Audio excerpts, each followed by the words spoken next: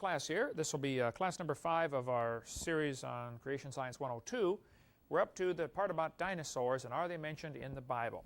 Before you take each of these classes by video, by the way, you should take the quiz from the previous class. So this will be quiz number 3 that you should have on from quiz number 4 from the last class we just took. Okay, let's talk about dinosaurs. Are they mentioned in the Bible? Well, not by the word dinosaur, because the word dinosaur wasn't made up till 1841.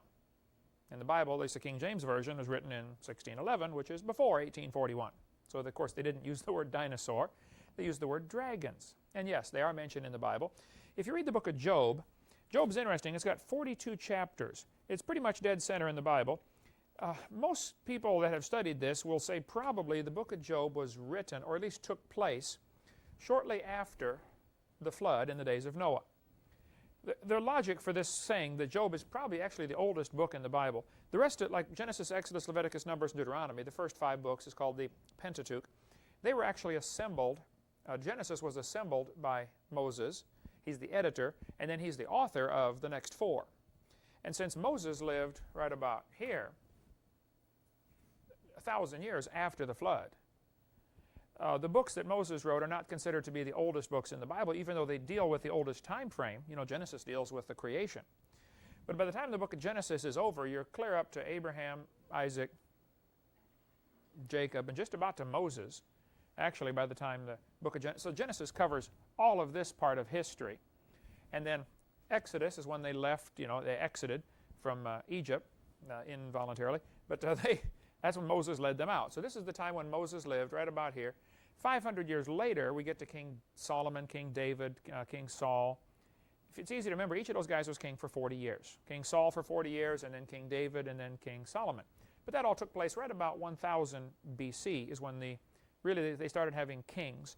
Before that time, they had judges. For 350 years, they were ruled by judges, and that would fit right in here in history. So, during the time of Moses, Moses got the law from God and all this kind of stuff, and for the rest of the Bible, it refers back to the law. In the book of Job, there are no references to the law, not the 10 Commandments or the law of God. So that's one of the reasons some people think it had to take place before Moses gave the law. Another, though, a counter-argument to that is that it talks about Job as being the richest man in the East, probably from China or some region, like he's probably a Chinaman, Job was, and because the people right after the flood were still living to be 400 years old. If you remember that from the chart, you know, from the back of your seminar notebook, they're still living to be over 400. And because Job had 10 grown kids, all married, off on their own, and they all died when the house crashed in on them, and Job then lived long enough after that to have 10 more kids and see his great-great-grandkids, probably he was living a long time in order for that to be accomplished. So most people think Job was one of those guys during this time frame in history when people were living to be 400, you know, 300 or 400 years old. Most Bible scholars put the book of Job as sometime around similar to the time of Abraham, even though this probably took place in the East in China. Anyway, Job 1:1. The Bible says, there was a man in the land of Uz. I have no idea where Uz is. Maybe somebody knows, okay? Whose name was Job, and that man was perfect and upright, and one that feared God and eschewed evil. The word eschewed is an Old English word that means he hated. He hated evil. And unto him were born 7 sons and 3 daughters. And his substance was 7,000 sheep, 3,000 camels, 500 yoke of oxen, 500 she-asses, and a very great household. So that this man was the greatest of all the men of the East. Here's the clue that tells us Job was in the East, possibly China or India or, you know, who knows, one of those eastern countries, at least east from where the Bible was written or Bible references took place, so east of there would be probably one of those countries. So the messenger came in Job 1:14 and said, hey, guess what, Job? The oxen were plowing and the asses beside them, and the Sabeans fell upon them and took them away and slew all the servants, and I am the only one who survived. Job's having a bad day, okay? How many oxen did he lose? 500 yoke of oxen, probably 2 to a yoke. That means he just lost 1,000 cows. Now today, a cow, at least here in the year 2000 or so, the cow is worth about $1,000. He lost 1,000 of them. That's $1 million. That's just from the cows he lost. Then it tells us, also they took all the asses. Now that's, let's see, 500 she-asses, donkeys, I don't know what they're worth today. They wouldn't be worth nothing to me. I wouldn't want one, but some people want these things, and so they're worth several $100s a piece. So Job's having a rough time. Then another servant comes and says, by the way, the fire of God fell and burned up all your sheep and killed all the servants and consumed them, and the Chaldeans came and stole all your camels. So Job lost all of his sheep and all of his camels. He had 7,000 sheep. Lost them all. Ask a sheep farmer what a sheep is worth, but Job lost an awful lot of money here in just a few minutes. Then he said, by the way, your sons and your daughters were all killed when the house collapsed on them. The wind came, knocked the house down, and they're all dead. So to top off his great financial loss, he just lost his entire family. And he says, by the way, then of course, you read the whole story in the book of Job, how Job, the Satan was doing this to Job. But Satan went to the Lord, and after Job did not curse God, God took everything away, and then God says, okay, you can touch him, you can touch his flesh, but you can't kill him. So Satan gave Job boils from the top of his head to the bottom of his feet. A boil is like the world's worst zit. Extremely painful to touch, and if you're completely covered in them, including your feet, you can't get the pressure off. No matter how you sit or stand or lay down, there's pressure on some of them someplace. One of the tortures they did in China to the Christians was they would take a red-hot pliers, dip it in the fire, stick it in the fire to get it hot, and then they would pinch the person and pull and twist a piece of skin off. And they would do it in 7 different places on their body every day, different places. You just can't find a comfortable place to lay down when you got a piece of skin pulled off by a red-hot pliers. If you read Fox's Book of Martyrs and see some of the tortures they did, it's just unreal. By the way, somebody just calculated, I just read the article yesterday, I forget when it was recently, that there probably have been more Christians killed in the last 10 years in different parts of the world than in all of human history combined. The persecution is going like crazy in other countries like Africa, India, Pakistan. They're killing Christians. Persecution is really running rampant right now, and it just hasn't reached America yet, is the only problem. So in Job chapter 2, it says that Satan gave Job boils from the top of his head to the bottom of his feet. And to top it off, his wife says, why don't you just curse God and die? Why don't you give up on serving God? Now, a fella can take a lot, when he can take a financial loss, and he can, his kids can die, and he can handle that. But boy, when your wife turns against you, that's just pretty hard to handle. That's just about the last straw. You at least want your wife to be loyal, and she said, why don't you just give up serving God? And Satan has gotten many men to quit serving God because their wife said, why don't you just quit serving God? Why don't you quit going to church all the time, quit tithing? You see, so many women, they go to the preacher and say, preacher, pray for my husband. He's out at the bar every night drinking and all this, and would you pray for my husband, get him saved? So the preacher prays, and he works on the husband and gets him converted, gets the husband to church, and then the husband spends all his time at the church. Working on a bus route or driving a Sunday school bus or working in a Sunday school class. And then the wife gets mad because, he's never home anymore. He's always working at the church. Well, you idiot. You ought to be thankful he's at the church instead of at the bar, But they don't seem to get the picture sometimes. Anyway, so the Bible says Job's 4 friends came to visit him. How long they were there, nobody knows, but it was quite a while because at least 7 days they sat there in the ashes and said nothing. If you can get a friend who can just be there when you've had tragedy and keep his mouth shut, just look, I'm having a hard time, just sit there and don't say nothing. Those kind are very rare. Everybody wants to come give advice instead. But Job's friends in the East came and they heard about Job's tragedy and came and they sat and didn't say a word for 7 days. They saw Job's great misery. I tell in my seminar, one of those guys was the shortest man mentioned in the Bible. That's Bildad the Shuhite. That's an English play on words, of course. That's pretty short, high as a shoe height. Well, these 4 guys came and they talked to Job for 35 chapters. Most of the book of Job is these guys talking to Job, explaining to him why everything went wrong. Now, you have to be very careful taking a doctrine from the book of Job. And I'm going to be careful how I phrase this, but the Bible is the Word of God, but it contains many lies. It will accurately record what Job's 4 friends said, but that doesn't mean what they said was right. The Bible accurately records things that the devil said, but it doesn't mean it's right. So some people read through the book of Job, where it says something like the dead don't know anything. Jehovah's Witnesses get some of their doctrine from the book of Job. See, the Bible says when you die, you go to the grave and that's it. Well, who said that? You read the whole chapter and you find out it's one of Job's 4 friends talking. So you got to say, wait a minute. Yes, the Bible says that, but it's not true. Because God accurately recorded what this guy said, but what this guy said was not true. So somebody says, do you believe everything in the Bible? I say, yes. However, that doesn't mean it's all true. I believe that Bildad said that. Now, what he said wasn't right, but I believe he said that, okay? And the Bible recorded it for us accurately. So you got to be real careful, especially in those chapters where these 4 guys are talking. I'd be cautious about getting any Bible doctrine out of those 4 chapters. Anyway, Job had tragedy. Everything went wrong. He'd lost everything. And so his friends came and gave the typical Baptist response. And I'm independent Baptist, by the way. But they said, oh, Job, something's going wrong, huh? Well, we know why. You must ascend. And this is a very common problem people have. They assume tragedy means you disobeyed God. We've got a videotape called The Bible and Health in our series where we deal with, among other things on that tape, 4 reasons why there are problems in this world. Why is there suffering? When you see somebody suffering, you say, why? Well, we tend to think that all suffering is because of disobedience to God, and that's just simply not true. Now, that is the cause of some suffering.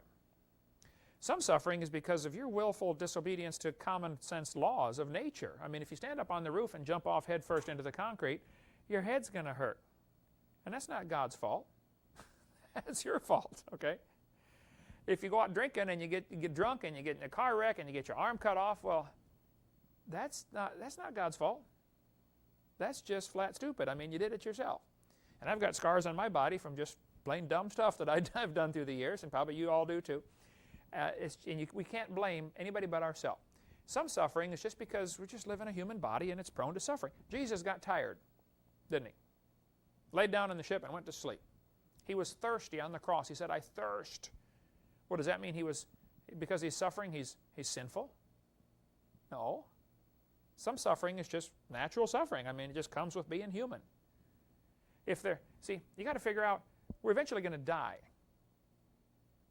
So it's not always God's will for you to be in, perfect health. These guys run around preaching, you send me $20 and I'll pray that God will heal you of all your diseases. Or, you got to plant that seed faith, It's so crazy. It's so crazy, things these guys say on TV. You got to plant that seed of faith. Send $20. Well, how come I got to plant my seed in your garden? Why don't you plant your $20 in my garden and let's see how it does, Try it that way instead. They don't seem to see it that way. And their garden's blooming real well, by the way. But some people get this attitude that all suffering is because of sin, and that's just simply not true. Job, finally, after these guys have been talking to him now for 35 chapters, it went on and on for 35, but in chapter 31, Job's about had enough with his friends. He said, I wish the Lord would answer me. Why did this happen to me? And as much tragedy as there is in this world, oftentimes you get to that point where you wonder, why did this happen to me? Why, God, why are you doing this? Like my wife and her back, the sacrum and tailbone, the vertebrae are crushed, or the disc is desiccated, and it's just excruciating pain constantly for 7.5 months now. Can't sit, can't lay down. It's just like, God, why? Well, you don't always have to know. You don't have to always know why things happen. Job said, why did this happen? Lord, what are you doing? Would you please answer me? Of course, Job did not know about Romans 8:28. It hadn't been written yet, but it was coming. The Bible says we know that all things work together for good, to them that love God, to them that are the called according to His purpose. Now, this is one of those conditional promises in God's Word. Some promises are unconditional. Other promises are conditional. I did that with my kids. You're my son, so I'm going to love you unconditionally. However, if you clean up your room and make your bed and take out the garbage and do this, then I will take you to Dairy Queen and get an ice cream. That's a conditional promise. I will do something if you will do something. Romans 8:28 is one of those conditional promises that says everything that happens to you will work together for good. If you love God, it's only to those who love God and to them who are the called according to His purpose.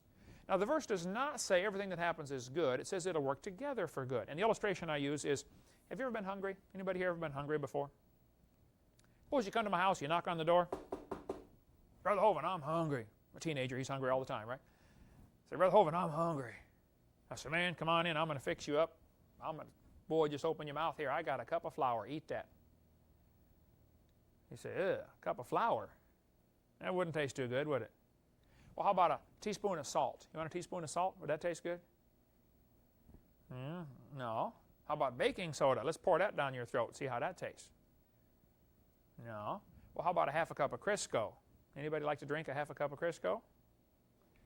How about a cup of buttermilk? Some people drink that stuff. I just can't bring myself to drink it. How about let's mix them all together and make biscuits? Oh, well, now we're talking. See, the individual ingredients taste lousy, but they work together for good. If you read through just about any cake mixture or recipe or something, you'll find out the individual ingredients would not taste very good, but they will work together for good. And that's what God promised. He promised all things will work together for good if you love God. Sometimes bad things happen, at least it seems for the moment that it's bad, and you say, God, I'm trying to serve you, I'm trying to do what's right, why did you let this happen? But as you go along through life longer and longer, you realize, wow, that was really good. I remember we tried awful hard to borrow the money to buy a brand new trailer when we first got married. We wanted to get a brand new mobile home. And it just didn't work out. And I said, God, why didn't you let this work out? Well, of course, I found out if we had bought that brand new mobile home, then 5 years later we would have lost, $10,000 when we went to sell it. It depreciates like a car. So instead, God just shut the door. We were trying to serve God, and we just thought like doors were being shut. Oh, God, why would you do this? Don't you love us? Don't you want us to have this? And He's trying to say from heaven, no, I don't want you to have that. I got something else better for you. And so you just got to keep serving God. Sometimes it takes a while to see the crop come in. You plant the seeds and you stand there and watch the dirt for a while and you'll get discouraged. Plant the seeds and then get busy and go do something else and the crop will come in. Okay? You just keep doing what's right. It's hard, though, to keep your heart right with God because the Bible says the heart is deceitful above all things and desperately wicked. Jeremiah 17:9. So finally in Job chapter 38. Now let's get the picture here. This is taking place about a few hundred years after the flood, probably, sometime in this time frame.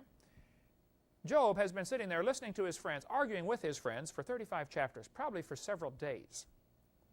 Now, the way they did it back then was very different than the way we do it here in America today. We always interrupt each other. Somebody will make a statement, and then somebody else says no, and they stop right in the middle of the sentence and interrupt. What they did here in the book of Job, one of the guys like Bildad or Eliphaz or Zophar, they'll talk for 2 or 3 chapters.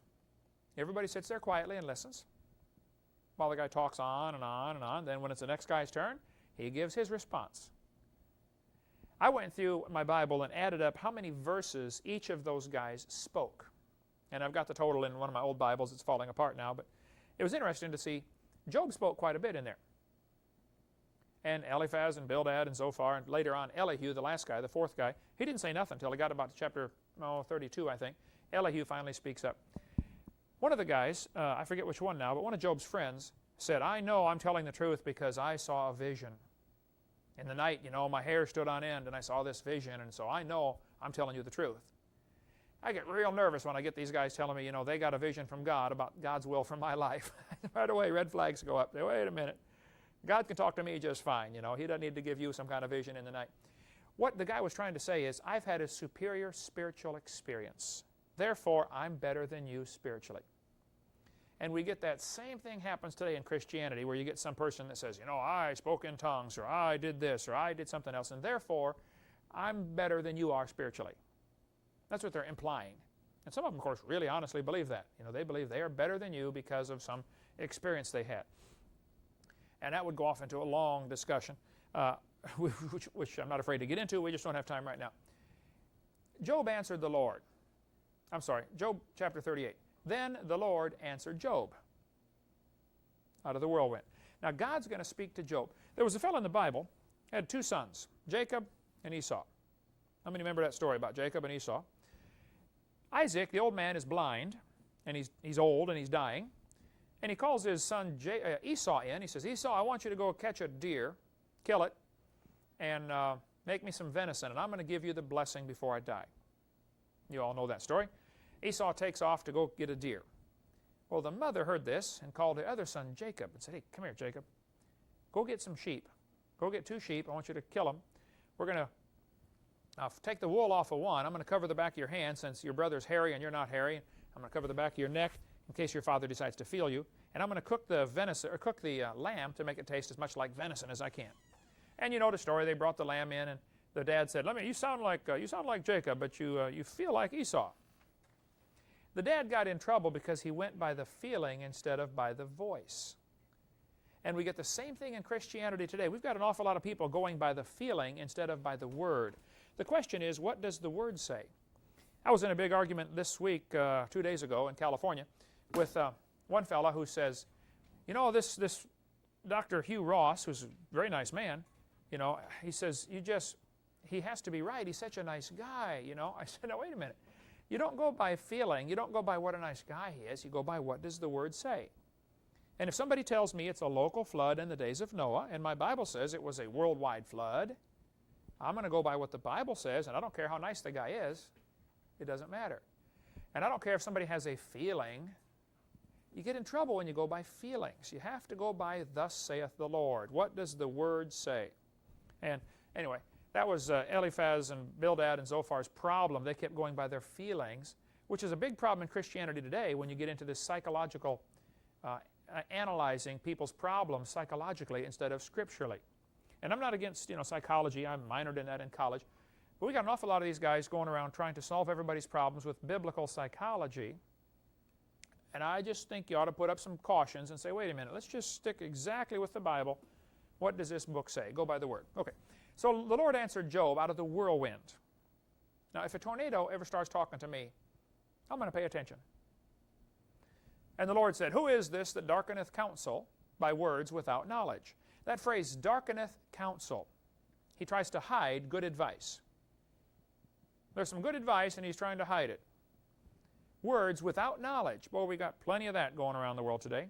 A lot of people speaking words, but they don't know what they're talking about. God said, gird up now thy loins like a man, for I will demand of thee, and answer thou me. Where wast thou when I laid the foundations of the earth? This is the first question of, by my count, 84. Henry Morris counts it and thinks there are 77 questions. I think there's 84. It kind of depends how you want to divide them. But there's over 70, possibly as many as 84 questions in the next 4 chapters as God speaks to Job. The 4 chapters where God spoke to Job are Job chapter 38, 39, 40, and 41. In those 4 chapters, Job has one very brief interruption where he says, Lord, I'm going to put my hand on my mouth. I've been talking, but I shouldn't have said a word. And God goes on. Basically, for 4 chapters, God is speaking to Job, starting in chapter 38, and God asked Job questions. Who remembers about how many questions did God ask Job? 84. That's my count anyway. 84 questions God asked Job. Here's the first one. God said, where were you when I laid the foundations of the earth? Now, this is a fascinating verse because what are the foundations of the earth? There are those who think that when God first made the world, He made the crust of the earth had foundations to it. There's, I believe it's Baumgartner, the physicist, has done intensive research on from seismograph readings. When you have an earthquake, it sends out a wave through the earth. They can tell by the wave how thick the crust of the earth is by different readings they get in different parts of the country. And so it appears like under the continents there are almost like pillars that go way down deep where it's very different density to the material. And some people think there really are foundations, you know, going way down deep into the earth, foundations to the continents. Oceanic crust, under the oceans the crust is only 3 to 5 miles thick. Under the continents it's at least 30 miles thick and maybe even much more than that. So there appear to be actually foundations to the earth. Now, if you read in the next few verses here about the angels shouted for joy when they saw God lay the foundations of the earth. Some have used this to argue that the angels were created before the earth, before the creation 6,000 years ago. That's not what it says. The foundations of the earth were probably laid on the 2nd or 3rd day, possibly 2nd day. And so the angels must have been created on the 1st or 2nd day. The Bible doesn't tell us when they were created. But the angels were probably created 1st or 2nd day, and then they got to see the rest of the creation. So the angels and Satan and Lucifer and all that stuff is not from before the creation. We went over that in an earlier session. Okay, Job doesn't answer the question, so God asked him another question. Declare, if thou hast understanding, who hath laid the measures thereof, if thou knowest. In other words, who figured out the measurements of the earth? That's an amazing verse that you can go for hours on. The measurements of the earth are absolutely perfect for human life. If the earth were more massive, gravity would be stronger. It'd be harder to get up. It'd be harder to do everything. If the earth were not as massive, gravity would be less. If the earth were spinning faster, our days would be different. If it was spinning slower, you would cook in the daytime and freeze at the nighttime. That's the problem the moon has. The moon is spinning so slow, it takes it almost a full month to turn around one time, which means you're in the sun for 14 days straight. It gets up to 250 degrees, way past the boiling point of water, Fahrenheit. And at night, it gets extremely cold, down about 100 and some below 0 Fahrenheit, because it's dark for 14 days. If the earth were spinning slower or faster, it would greatly affect life on earth. If the atmosphere weren't as thick, if there weren't an ozone layer, and there are entire books written about how the earth was designed for human life. It's just designed to support life here. So God laid the measures thereof. It's got exactly the right density of material, exactly the right gravitational pull. Now the moon is very different. The moon is about 30% silica, I understand, which is very highly reflective. When they brought back lunar soil in 1969 and analyzed it, somebody made the comment, you know, this is extremely reflective material. It looks like the moon was designed to reflect light. I could have told them that without going up there to get a piece of it. Yeah, it was designed to reflect light. And probably when God first made it, it didn't have all the craters. So it would have reflected light much better, like a crystal ball or something up there. And then possibly either at the curse, or my theory is that probably at the time of the flood, an ice meteor came flying through our solar system. And we cover that on video or seminar part 6, this the Hovind theory. If a meteor came, an ice meteor came through the solar system, pieces of it would break apart and fragment and hit the planets. Mercury has craters all over it. The moon has craters all over it. And that probably is what started the flood and froze the mammoth standing up. We'll get into that in video number 6. In the class, it'll be about 18 years till we get there at the rate we're going. Okay. The measures of the earth. It is perfectly designed for human life. Job doesn't answer any of these questions. God keeps asking him question after question. Job's not saying a word. We come to verse 16.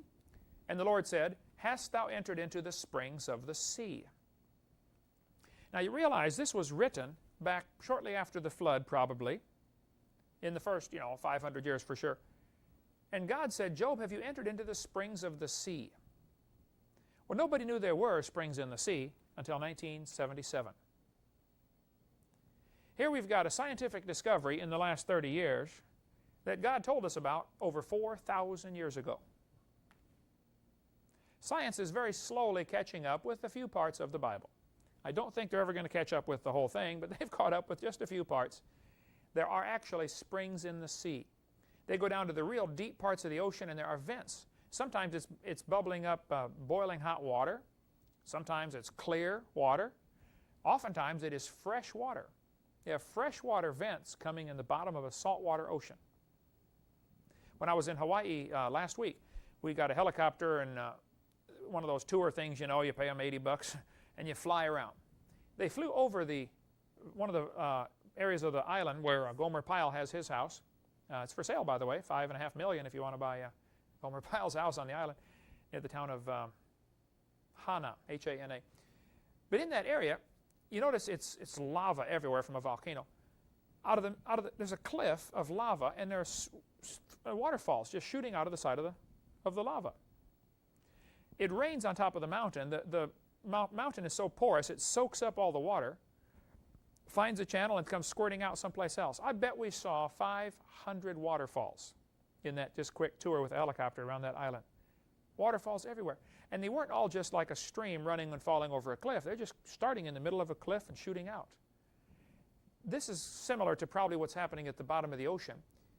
Somehow there are possibly still interconnected channels or caverns within the crust of the earth. Walt Brown has done great research on this, on what's called the hydroplate theory. If you don't have the book In the Beginning by Walt Brown, it's a tremendous book. We have it in our bookstore out here. That is an awesome book. Now, I disagree with Walt Brown on a couple of minor things. He does not think there was a canopy above, and I'm convinced there was, and we can discuss that all day.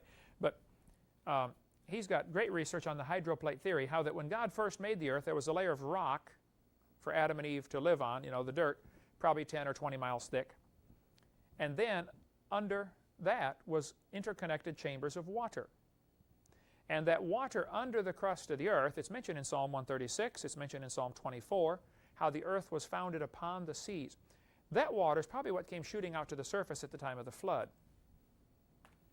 Before the flood, most of the water that is now in the oceans was under the crust of the earth, stored in these chambers.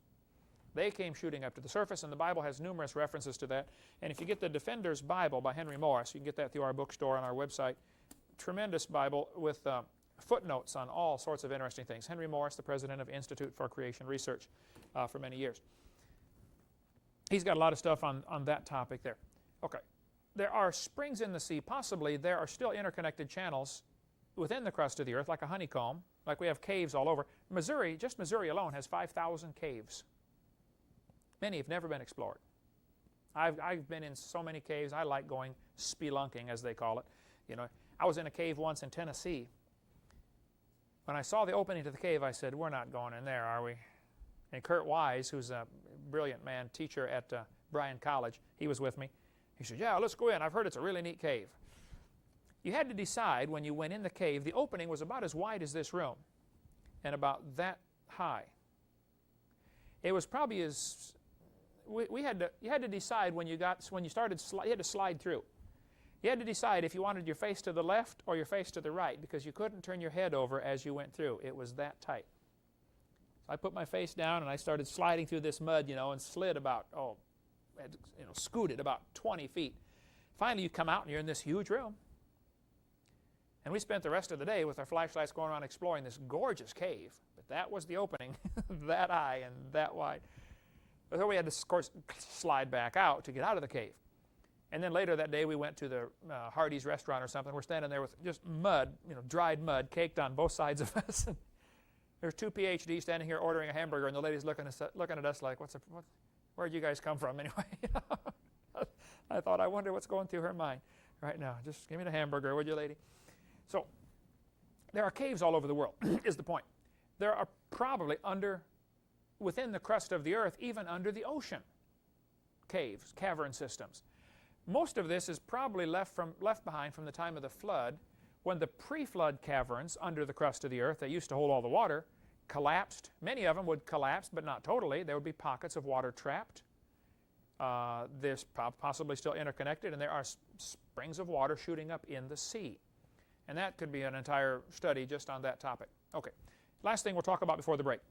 In Job chapter 38, verse 19, God said, where is the way where light dwelleth? That's an interesting passage because light doesn't stay in a place. It's in a way. It's always moving. It was just this year that they figured out a way to slow light down. Some professors at Harvard University, Dr. Howe, a Danish professor, slowed light down to 1 mile per hour. And last month, wasn't it, where newspaper articles came out that said they've been able to speed light up to 300 times the speed of light.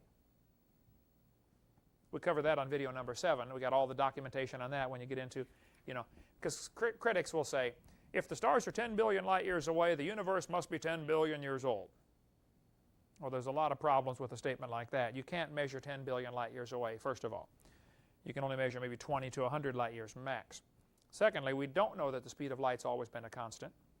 Matter of fact, we now know that it hasn't. It isn't a constant. The speed of light is variable.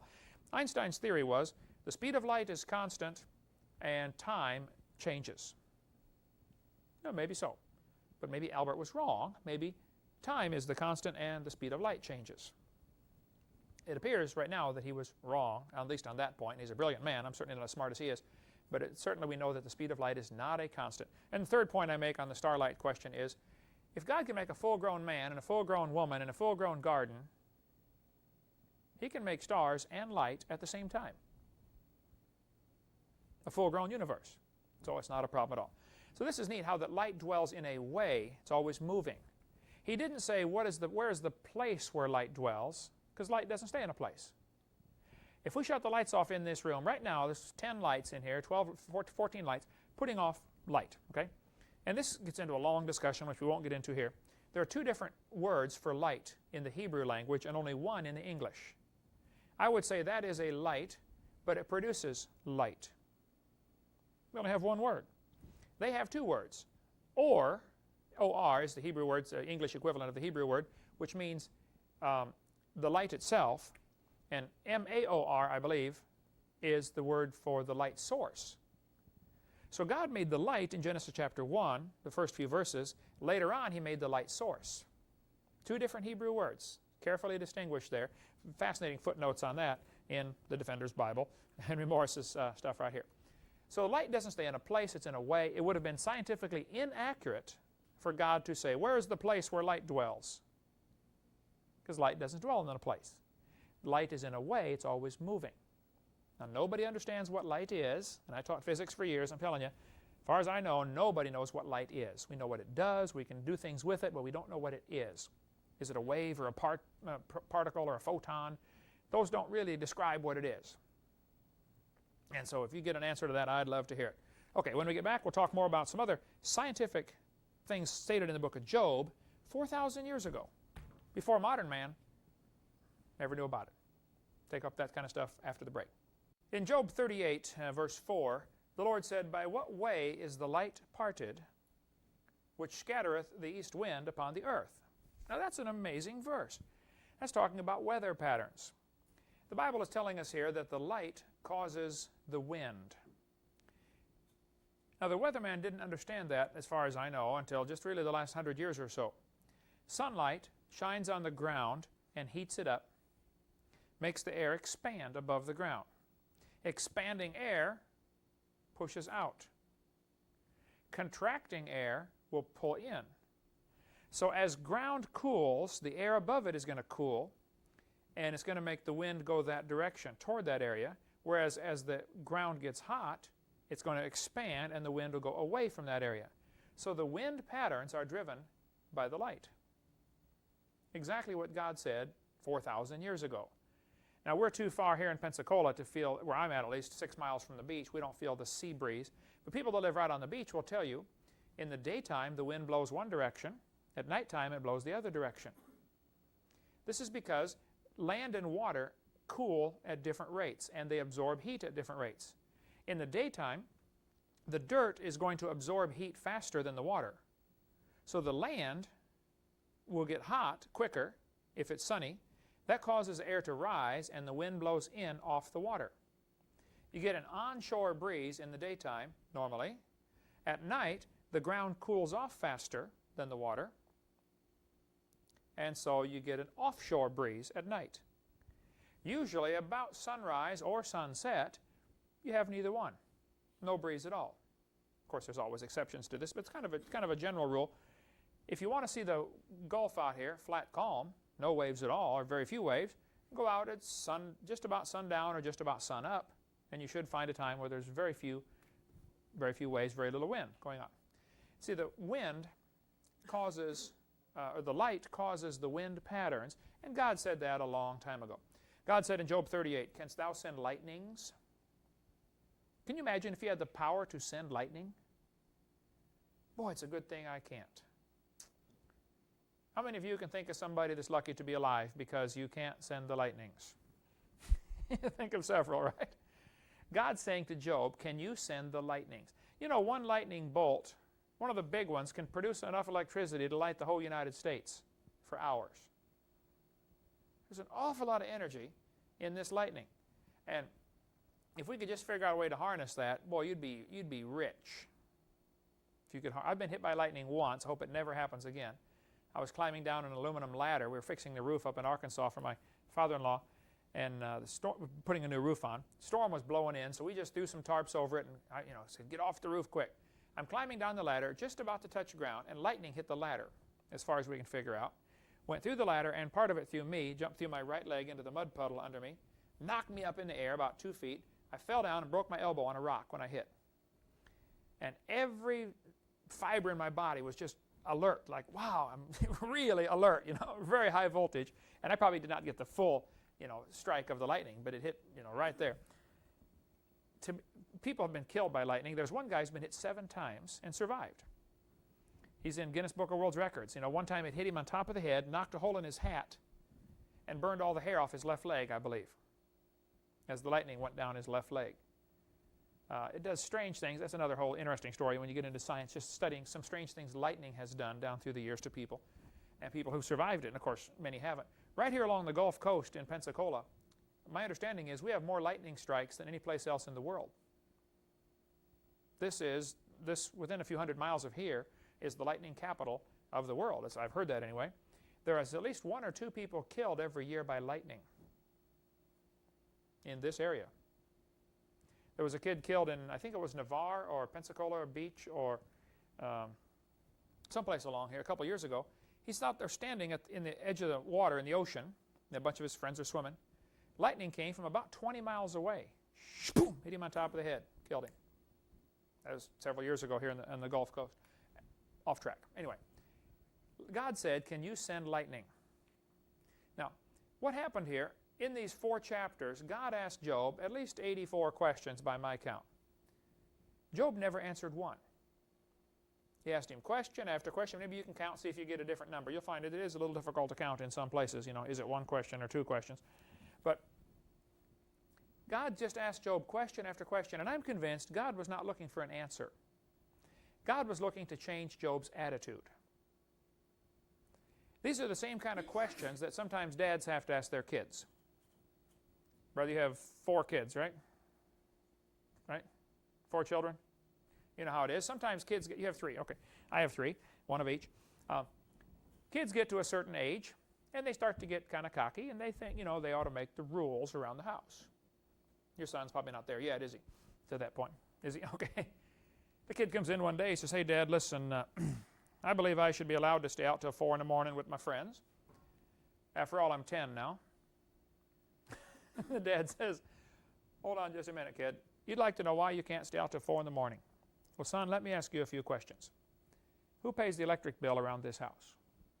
Who's paying for the house? Who's paying for the clothes you're wearing, son? Who pays for the food you eat and eat and eat and eat and eat and eat and eat? Who paid for the hot water and soap you took a shower with about a month ago? Let's just get it straight, son. The Bible is very clear. He who payeth the bills maketh the rules. 2 Opinions, chapter 4. You see, son, me, Dad, you, kid. And if you're going to sleep under my roof and eat my food, you're going to do it my way. And when you want to do it your way, well, go get your own roof to sleep under and get your own food to eat. And you can do it your way. That's the golden rule, son. He that hath the gold maketh the rules. 2 Opinions, chapter 5. It's my favorite book in the Bible, by the way. Put a lot of stuff in 2 Opinions. Oh, Ben Franklin, had his own printing press. And it was hilarious.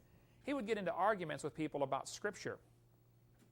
And or any topic. It didn't matter what subject it was. He would argue with people. And he would say, well, it says in the Bible, and he would make up something. And they would say, it does not say that in the Bible. He would say, yeah, it does. I'll prove it to you tomorrow. And he would go home and set up a page in his printing press to add a couple verses to the Bible. And then he'd print off that page and bring it in and show it to them. They'd say, well, boy, you're right. It sure does say that in the Bible. Pretty nice having your own printing press, be able to control things. So I'm kidding about second opinions, of course. Job chapter 40. God is still talking. How many chapters did God speak? How many chapters is God speaking in this book? 4 chapters, right. 38, 39, 40, and 41. In chapter 40, God is still talking. He said, behold now Behemoth. Some people pronounce it Behemoth. What is a behemoth anyway? Well, many reference Bibles down through the years have tried to guess at what this animal is. The King James translators very wisely just simply called it behemoth. They did not know what it was. You got to understand, this is in 1611. At this time, dinosaurs were mostly extinct. People had killed off nearly all of them, calling them dragons. So they were killing off all the dragons, and most of them are gone. The population in the early 1600s began to grow because there was improving medicine, improving sanitation laws. Those are probably the 2 big things. that increased population. People lived longer because they started obeying God's word about the common sense sanitation laws. There are scores of Old Testament regulations about washing your flesh in running water. If you touch a dead person, you are unclean until evening. If you have leprosy, when you approach somebody, you put your hand over your upper lip and you cry, unclean, unclean. God didn't explain to the Jews about germs. They didn't have a microscope. But He told them, when you cover your upper lip, that way you can't breathe on somebody. This would have been an obvious indication that something about disease is airborne, can be transmitted through the air. If you touch a dead person, you wash in running water, not standing water. And there's also, the book of Leviticus is full of these sanitation laws, which if people would, we're not under the law, I understand that, but if you just obey the common sense sanitary laws, we'd have many diseases would disappear. And in the early 1400s, 1200s, 1300s, people were dying. The death rate was incredible. There was one hospital that had a 100% mortality rate. Every baby that was born died for 1 year. You don't have to do that very long and your population starts to go away. And the doctors were learning about anatomy. They would go in there, cut open a dead person, and they're working on, oh, here's the heart, and here's the liver. And they'd call and say, oh, Mrs. Jones is ready to have the baby, Doc. He'd say, okay, I'll be right there, And he'd go in and deliver the baby without even washing his hands. Well, the mother gets sick or dies, the baby dies, and they wonder, wow, what's happening here? And what did we do wrong? Well, idiot. When you touch a dead body, you wash your hands, what the Bible says. And so one doctor, I forget his name now, was fired from his hospital because he insisted everybody that worked in his hospital wash their hands before surgery. So they fired him.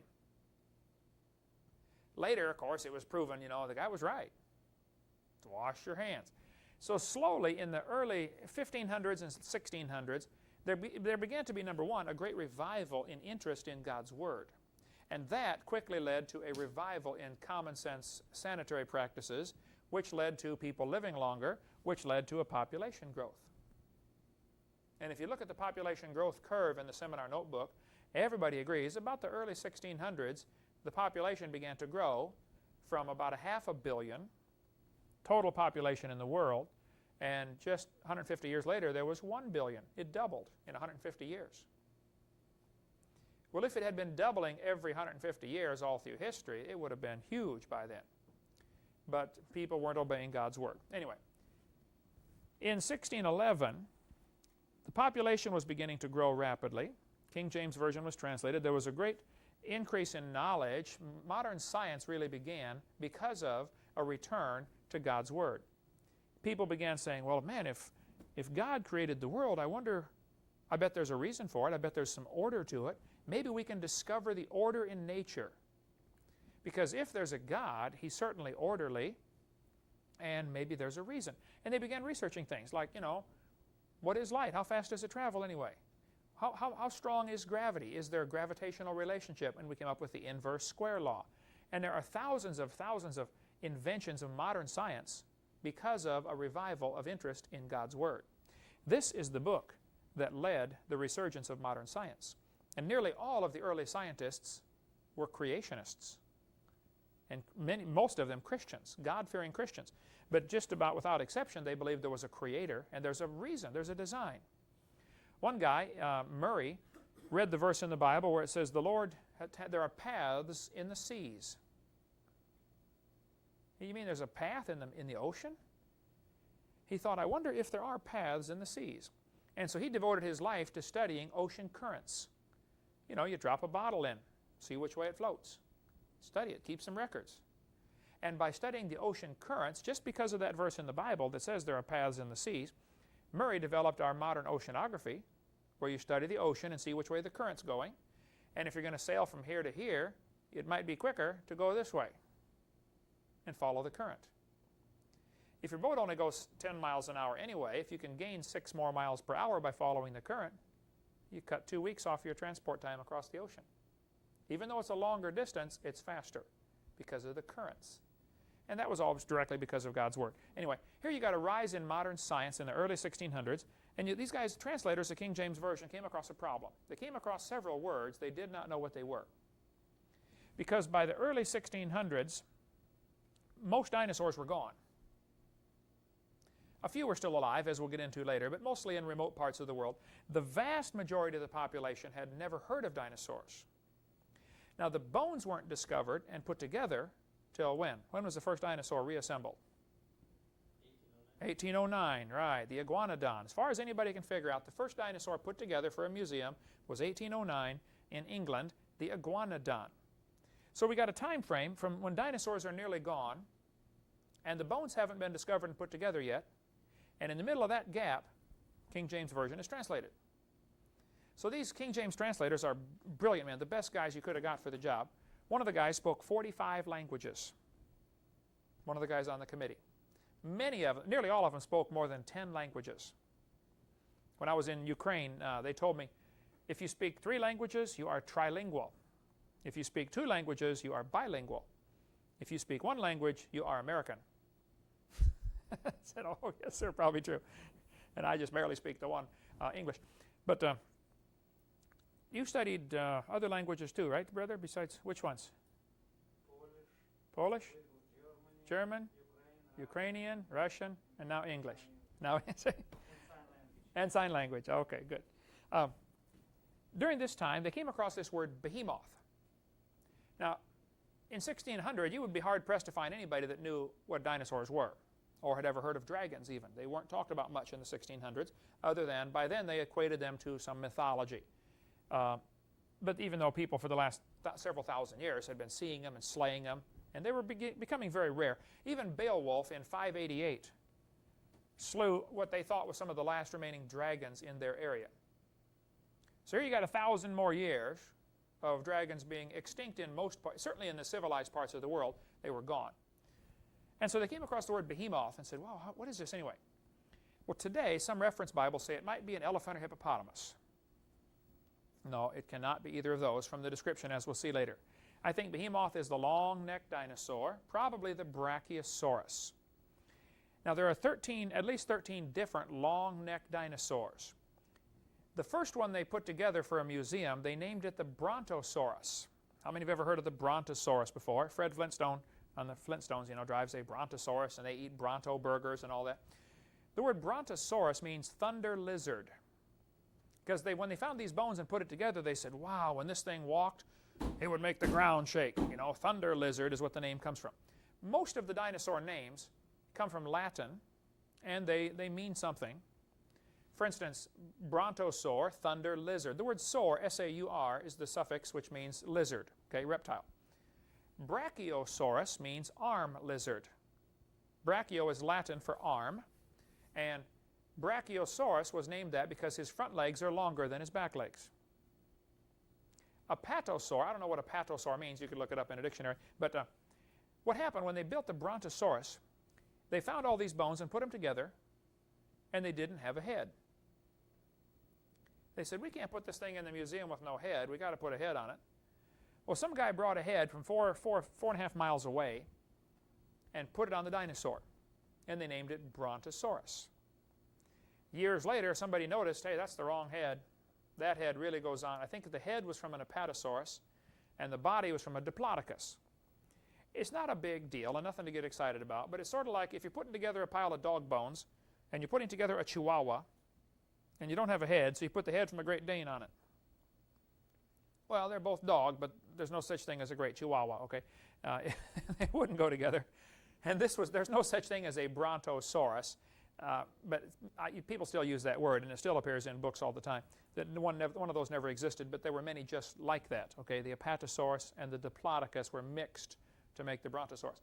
But Job is probably describing, or God is probably describing to Job a Brachiosaurus, that's my guess, for the arm lizard, because he apparently is the biggest one.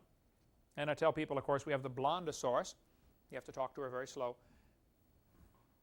Right, Becky? See, I got this blonde hair too, I understand. God said he eats grass as an ox. Now, because of the description of this animal in the next few verses, some people have tried to guess what it was. And some Bible scholars say it's an elephant or hippopotamus because elephants and hippos eat grass. Well, that's true. But you need to look at the next verse. His strength is in his loins, and his force is in the navel of his belly. The biggest part on him is his belly. Some people say, well, hey, elephants have a big belly. Yep, they sure do. Hippopotamus have a big belly. I've seen them. They got a big belly. Brachiosaurus has a big belly. Actually, he has a big belly. So that doesn't tell you which animal it is. A lot of animals have a big belly, and a lot of animals eat grass. So you look at the next verse. He moveth his tail like a cedar. Oh, now here we have a clue that would start eliminating other animals. His tail is like a cedar tree. Have you seen the tail of an elephant? Does that remind you of a cedar tree? No. How about the tail of a hippopotamus? That's not like a cedar tree either, right? About that big, right? This has to be an animal with a huge tail like a tree, which would be the Brachiosaurus, or an animal similar to that. Next verse says, his bones are as strong pieces of brass. His bones are like bars of iron. He has big bones. And this is my knuckle next to a Brachiosaurus toe bone, which I have in my suitcase I take on display when I go speak at churches. That's a toe bone. Now, I got this in Texas at Glen Rose, Texas. Mr. Emmett McFall owned a large ranch, and the river that ran right through his property was the Paluxy River, where the dinosaur and human footprints are found. I took a busload of students over there back, it would have been probably early 80s, 80, 81 maybe. We got to meet Emmett McFall before he died. He was an old man. And he had quite a few bones of dinosaur that he had found on his property. He had found, I think, just about the entire foot of a Brachiosaurus, they believe, or some large sauropod. And he was selling bone by bone.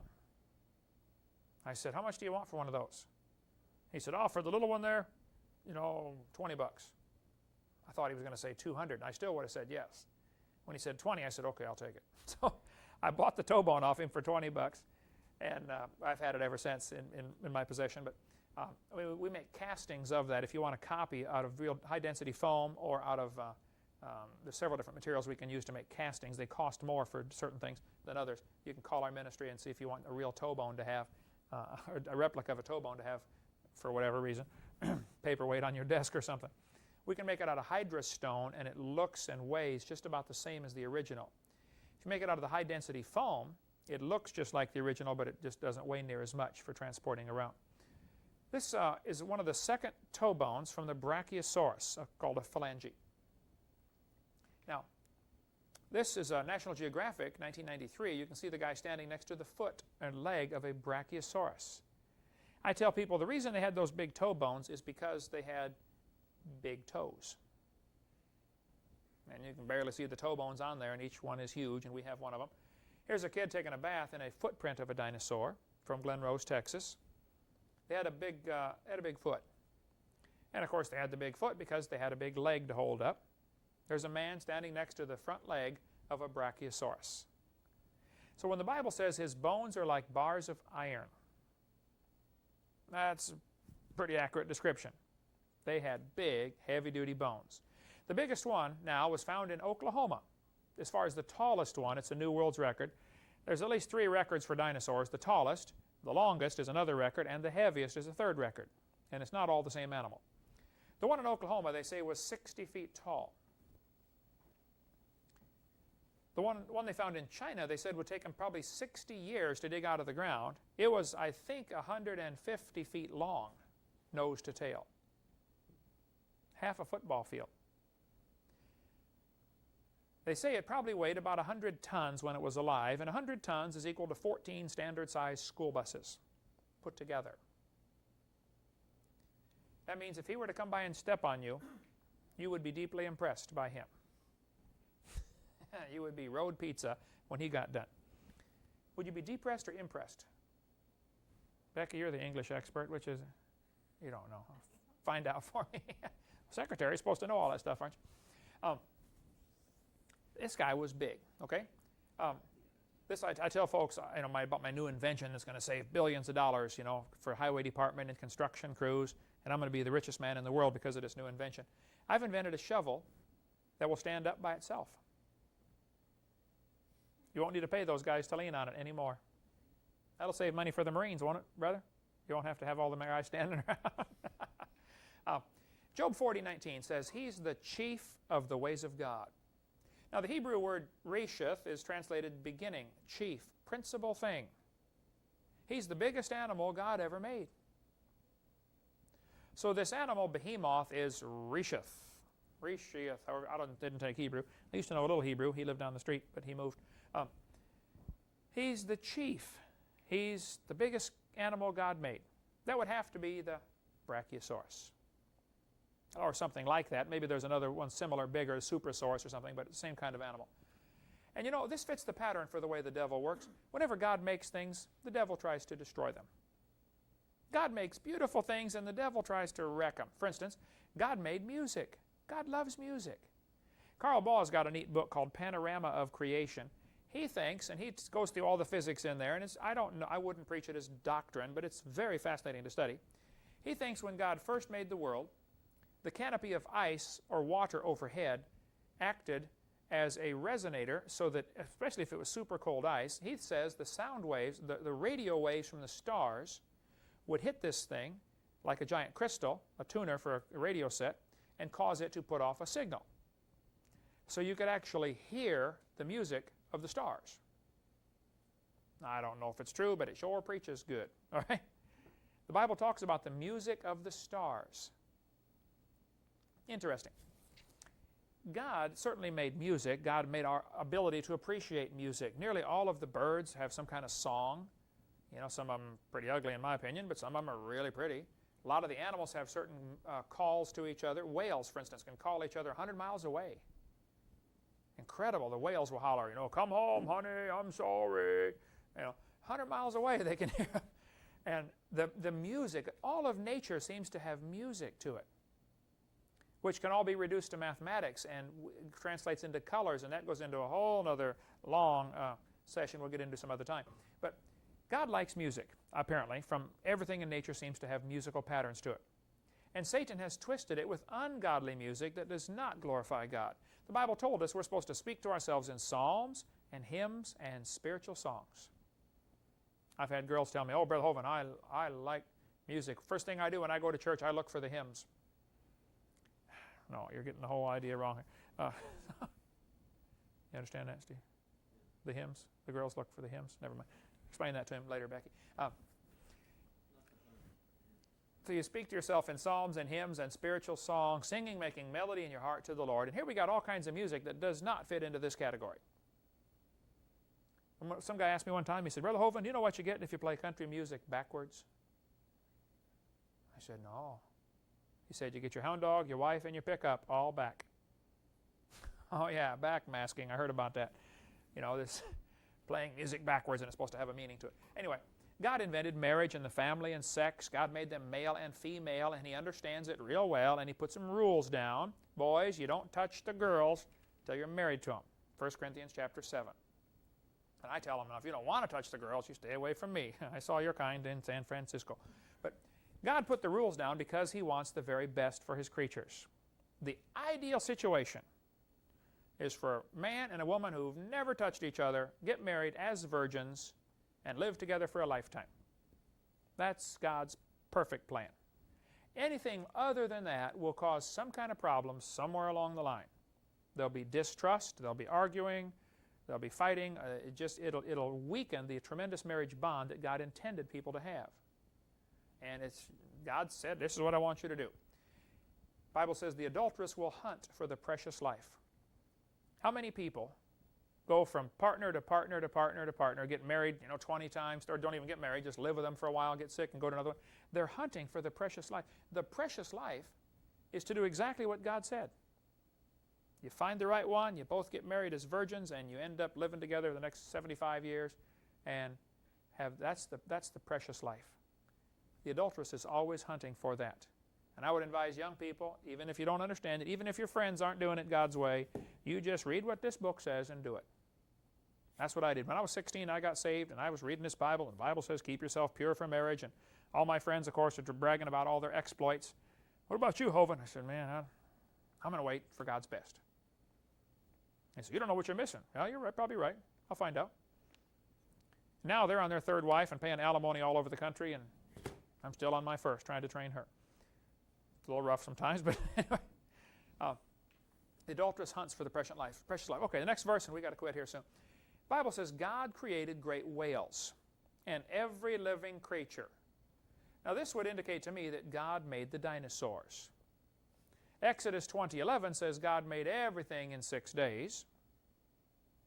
So that would mean dinosaurs also made in 6 days. Now, since God created the dinosaurs, Satan decided he would try to use dinosaurs to teach boys and girls a lie. And that's what we've seen in the last 150 years. Kids get books about dinosaurs, and the first sentence in the book says, anybody want to guess what it says? First sentence. Millions of years ago, right? So here we have Satan using God's creatures to teach kids a lie. Satan uses beautiful things that God makes and destroys them, and with them destroys humans. Okay? How many people have been destroyed because of misuse of something God made? A lot. It's unreal the things that happen because we just don't obey that book. So God created dinosaurs. Now the devil couldn't use dinosaurs to fool Adam. Suppose God would have come to Adam and said, hey, did you know dinosaurs lived millions of years ago? Adam would say, what are you talking about, you idiot? I saw God make them. Read Genesis chapter 2.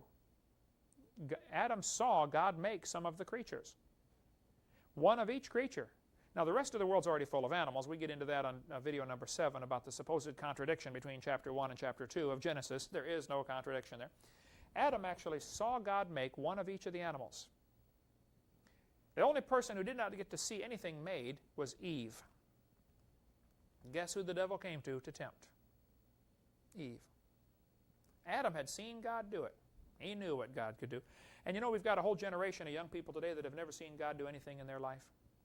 Second generation Christians often have a problem. Mom or dad get saved and they see God just work miracles and change their life and make them, a whole new person. And then they have kids, and kids get saved when they're 4, 5, 6 years old, and they don't ever see God do anything. Little David, when he was out there going to kill Goliath, Saul said, here, take my armor. David said, I can't take this armor. I've not proved it. We've got an awful lot of people who are running around in their parents' armor. And I would encourage young people everywhere, get your own armor. You get close to God yourself. Don't rely on your parents' Christianity to keep you going. You get close to God and you ask God for things, and you get your own armor. So anyway, the textbook says millions of years ago dinosaurs roamed the earth, and kids are swallowing this up. This all started about 100 years ago. 1841 they made up the word dinosaur. 1809 they found the first one and put it together, the iguanodon. Some of those will be quiz questions. The dinosaurs then became very popular in the early 1800s, mid-1800s.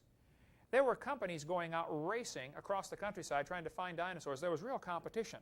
Some guy named Marsh and another guy, I forget his name now, they were fighting each other over who gets the most dinosaurs, who gets the biggest dinosaurs, and bringing them back and putting them up in museums. The American Museum, the Chicago Field Museum, the Smithsonian, they're putting up these huge dinosaur skeletons, and people are coming around from all over the world to see these massive dinosaur skeletons in the late 1800s. At the same time, people began teaching Darwin's theory. 1859, his book came out. And at the same time, they said, the earth is millions of years old, and the dinosaurs lived millions of years ago. So that all happened in the late 1800s, and for the last 120, 30, 40 years, kids have been taught dinosaurs lived millions of years ago. And it's just not true. Are there any books like this in our town? If you watch TV, nature program, Discover, National Geographic, are you likely to hear something about millions of years ago? Sure you are. Millions of... Yes, last night. Everybody's being taught this, and that's why it's such a mission field. Last verse and we'll quit here. The Bible says, he lieth under the shady trees in the covert of the reed and fens. The word fens means the swamp. So here the Bible is telling us Behemoth lives in the swamp. Well, the biggest swamp in the world is in the middle of Africa. It's called the Likwala Swamp. It's 55,000 square miles. That's bigger than the entire state of Florida. Most Americans don't understand how big Africa is. There's what Africa looks like next to America. It's gigantic. There have been, by the way, that swamp is bigger than any one of those yellow states. It's the same size as any of the red ones. A swamp as big as Florida. The Congo government says the swamp is 80% unexplored and they own it. Imagine an area the size of Florida, 80% unexplored. There have been reports of dinosaurs still alive in that swamp today, right now. We'll get into that in the next class. Dinosaurs still alive. Now, I don't want you to get excited and think you need to be careful when you leave this building because there might be a dinosaur out there. Well, there are quite a few in our yard, but they're all fake. I'll just tell you right now, okay? So we're to cover next week dinosaurs that are still alive. That's been a fascinating study of mine for years called cryptozoology. We'll get into that next week. Thank you.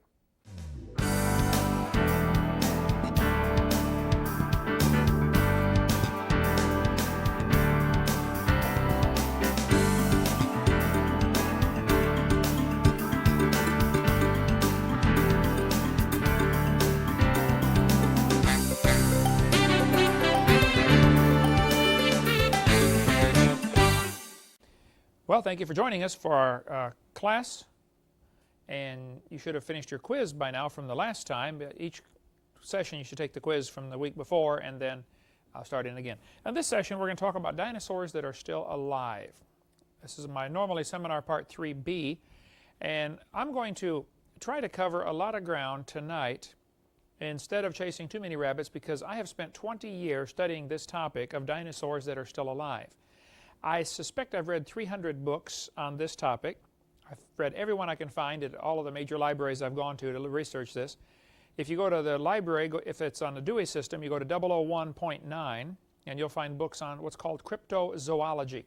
Cryptozoology, be a good quiz question there, Becky, is the study of hidden animals. Crypto means hidden. Zoology is study of animals. So the study of hidden animals, or animals that are very rarely seen, would be cryptozoology. The man who made up this term, cryptozoology, is Bernard Heuvelmans, who is a French scientist, and he has been a long-time president of the Cryptozoology Society. They study lots of things besides just Loch Ness Monster type things. They would also study Bigfoot, not too much in UFOs, but mostly animals that are still alive. And so there have been, according to Bernard Heuvelmans, 20,000 reported sightings of dinosaurs in this century. Just in the last 100 years, there have been 20,000 people that claim they've seen a live dinosaur. Now, there's no question some of them are frauds, you know, mistaken identity, etc., etc. But let's just talk about this. Is it possible that some dinosaurs could still be alive? What I point out in my seminar is that I think we've got overwhelming evidence that dinosaurs have always lived with man. They're called dragons through most of history. And there are certainly a lot of artifacts found, human and dinosaur artifacts together, human and dinosaur footprints together, but none of that is necessary if dinosaurs are still alive. And I think there's quite a bit of evidence that some are still around. We're going to try to cover that as much as possible in one class and then go on into lies in the textbooks for our next one. But so I'm going to have to just cut it off in the middle and say, okay, research on your own. If you want to read some books, we have a half a dozen books in our catalog that deal with this topic. One that I wrote with William Gibbons called Claws, Jaws, and Dinosaurs would be just a cheap $5 book you could get and covers a lot of information on dinosaurs still living. Most of the authors on cryptozoology are evolutionists. And it's really funny to read what they say. They will do all this interesting research on dinosaurs are still living, and they go through all these sightings and stories, and then they say, wow, it's amazing. Some survived for 70 million years. So they come to the wrong conclusion after all of that. The right conclusion is, no, the world is not 70 million years old. God made it 6,000 years ago. There was a canopy above the atmosphere when God first made it, increased air pressure. Dinosaurs lived with man during this time. We covered in the last few classes about the Ica stones. Who remembers how many Ica stones have been found? Over 50,000, right. 50,000 of these stones found in Ica, Peru, 56,000 more found in Mexico, and they have humans and dinosaurs carved on them together. And here the textbooks are teaching the kids that dinosaurs lived millions of years ago, and yet we have art, we have artifacts, we have evidence that man and dinosaurs have lived together. I think probably there's a bigger picture we need to look at here. Satan hates humanity. He wants to send people to hell. And he wants his one world government, new world order. In order to accomplish that, he has to have people believing in evolution That's his theme. It's what he started off tricking Eve with. He said, you can be like God if you do what I say. And the whole idea that man can somehow be God started, of course, with Satan in the Garden of Eden. And he's used that same lie all through history. And it's why let up? It's worked great, you know, and it's still going on here toward the end of time, teaching everybody that man can be like God.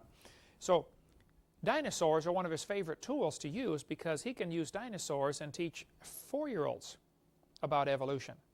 Kids that can't even read yet. Get a bunch of 4-year-olds together and hold up some dinosaurs and ask them the question, when did dinosaurs live? Instantly they will shout out, millions of years ago.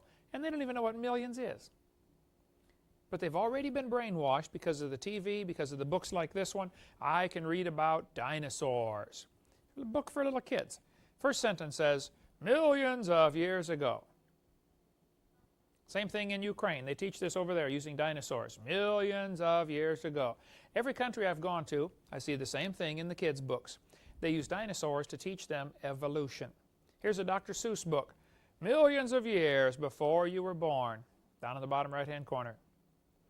Well, now just hold on a minute. Is the Earth millions of years old? Well, of course we know it's not. But all the books on dinosaurs, nearly all of them that I see, say millions of years ago dinosaurs roamed the Earth. And it's really tragic, I think, that we have allowed this to happen in the last 150 years. What happened? In 1841, when they made up the word dinosaur, many people at that time were teaching the Earth is millions of years old, and it's the same, several things happened simultaneously. The invention of the geologic column, which we'll get into on seminar part 4, the idea that the layers of Earth are different age. Darwin's theory, 1859, dinosaurs being discovered in the early 1800s and people not knowing where to put them. Here's these massive reptiles are being found, the bones of them, and the average Christian or average layman didn't know how to put them in history. And so it was Satan's golden opportunity to come in and say, they lived millions of years ago, and Christians, instead of fighting it, swallowed it and accepted it. And there are some Christians today that accept it and teach the same thing. And they try to make dinosaurs millions of years ago fit into the Bible, and it just doesn't fit. They try to, you know, with the gap theory and all that stuff we went through before. Here we come to Job chapter 40. The Bible says this animal, behemoth, lieth under the shady trees in the covert of the reed and fens. Fens is an Old English word that means the swamp. Behemoth lives in the swamp. Well, the largest swamp in the world today is in the central part of Africa. It's called the Likwala Swamp. So that'd be a good quiz question. What's the largest swamp in the world? The Likwala Swamp is over 55,000 square miles. That makes it larger than the entire state of Arkansas. Arkansas is 53,000 square miles. The state of Florida is 55,000 square miles. So is Illinois and Iowa. Each of those 3 states are about the same size. That swamp is as big as any one of those states. It's huge. Most Americans don't understand the size of Africa, so here's a map showing Africa and America together. It is just simply gigantic. That swamp is bigger than any one of those yellow states on our map here, the same size as the 3 red ones.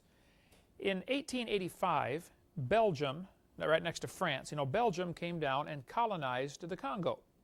In the late 1800s, many advanced countries, for lack of a better word, were colonizing other countries. That's a nice way of saying they were hiring their people for a nickel a day to get all their gold and minerals and diamonds. You know, they were robbing these countries of all their valuables and enslaving them, basically. But they called it colonization. Anyway, the Belgians ruled this country for about 75 years. And if some of the older folks will remember, when you were in school, they taught you about the Belgian Congo. This was the name of this country, Belgian Congo, until 1960, when the communists went in there and liberated them. You know how the communists liberate a country. You know how they liberated Ukraine, you know, killed 10 million people and said, okay, you're free now. But the communists liberated them, and now it's called People's Republic of Congo. But for 75 years, it was called the Belgian Congo.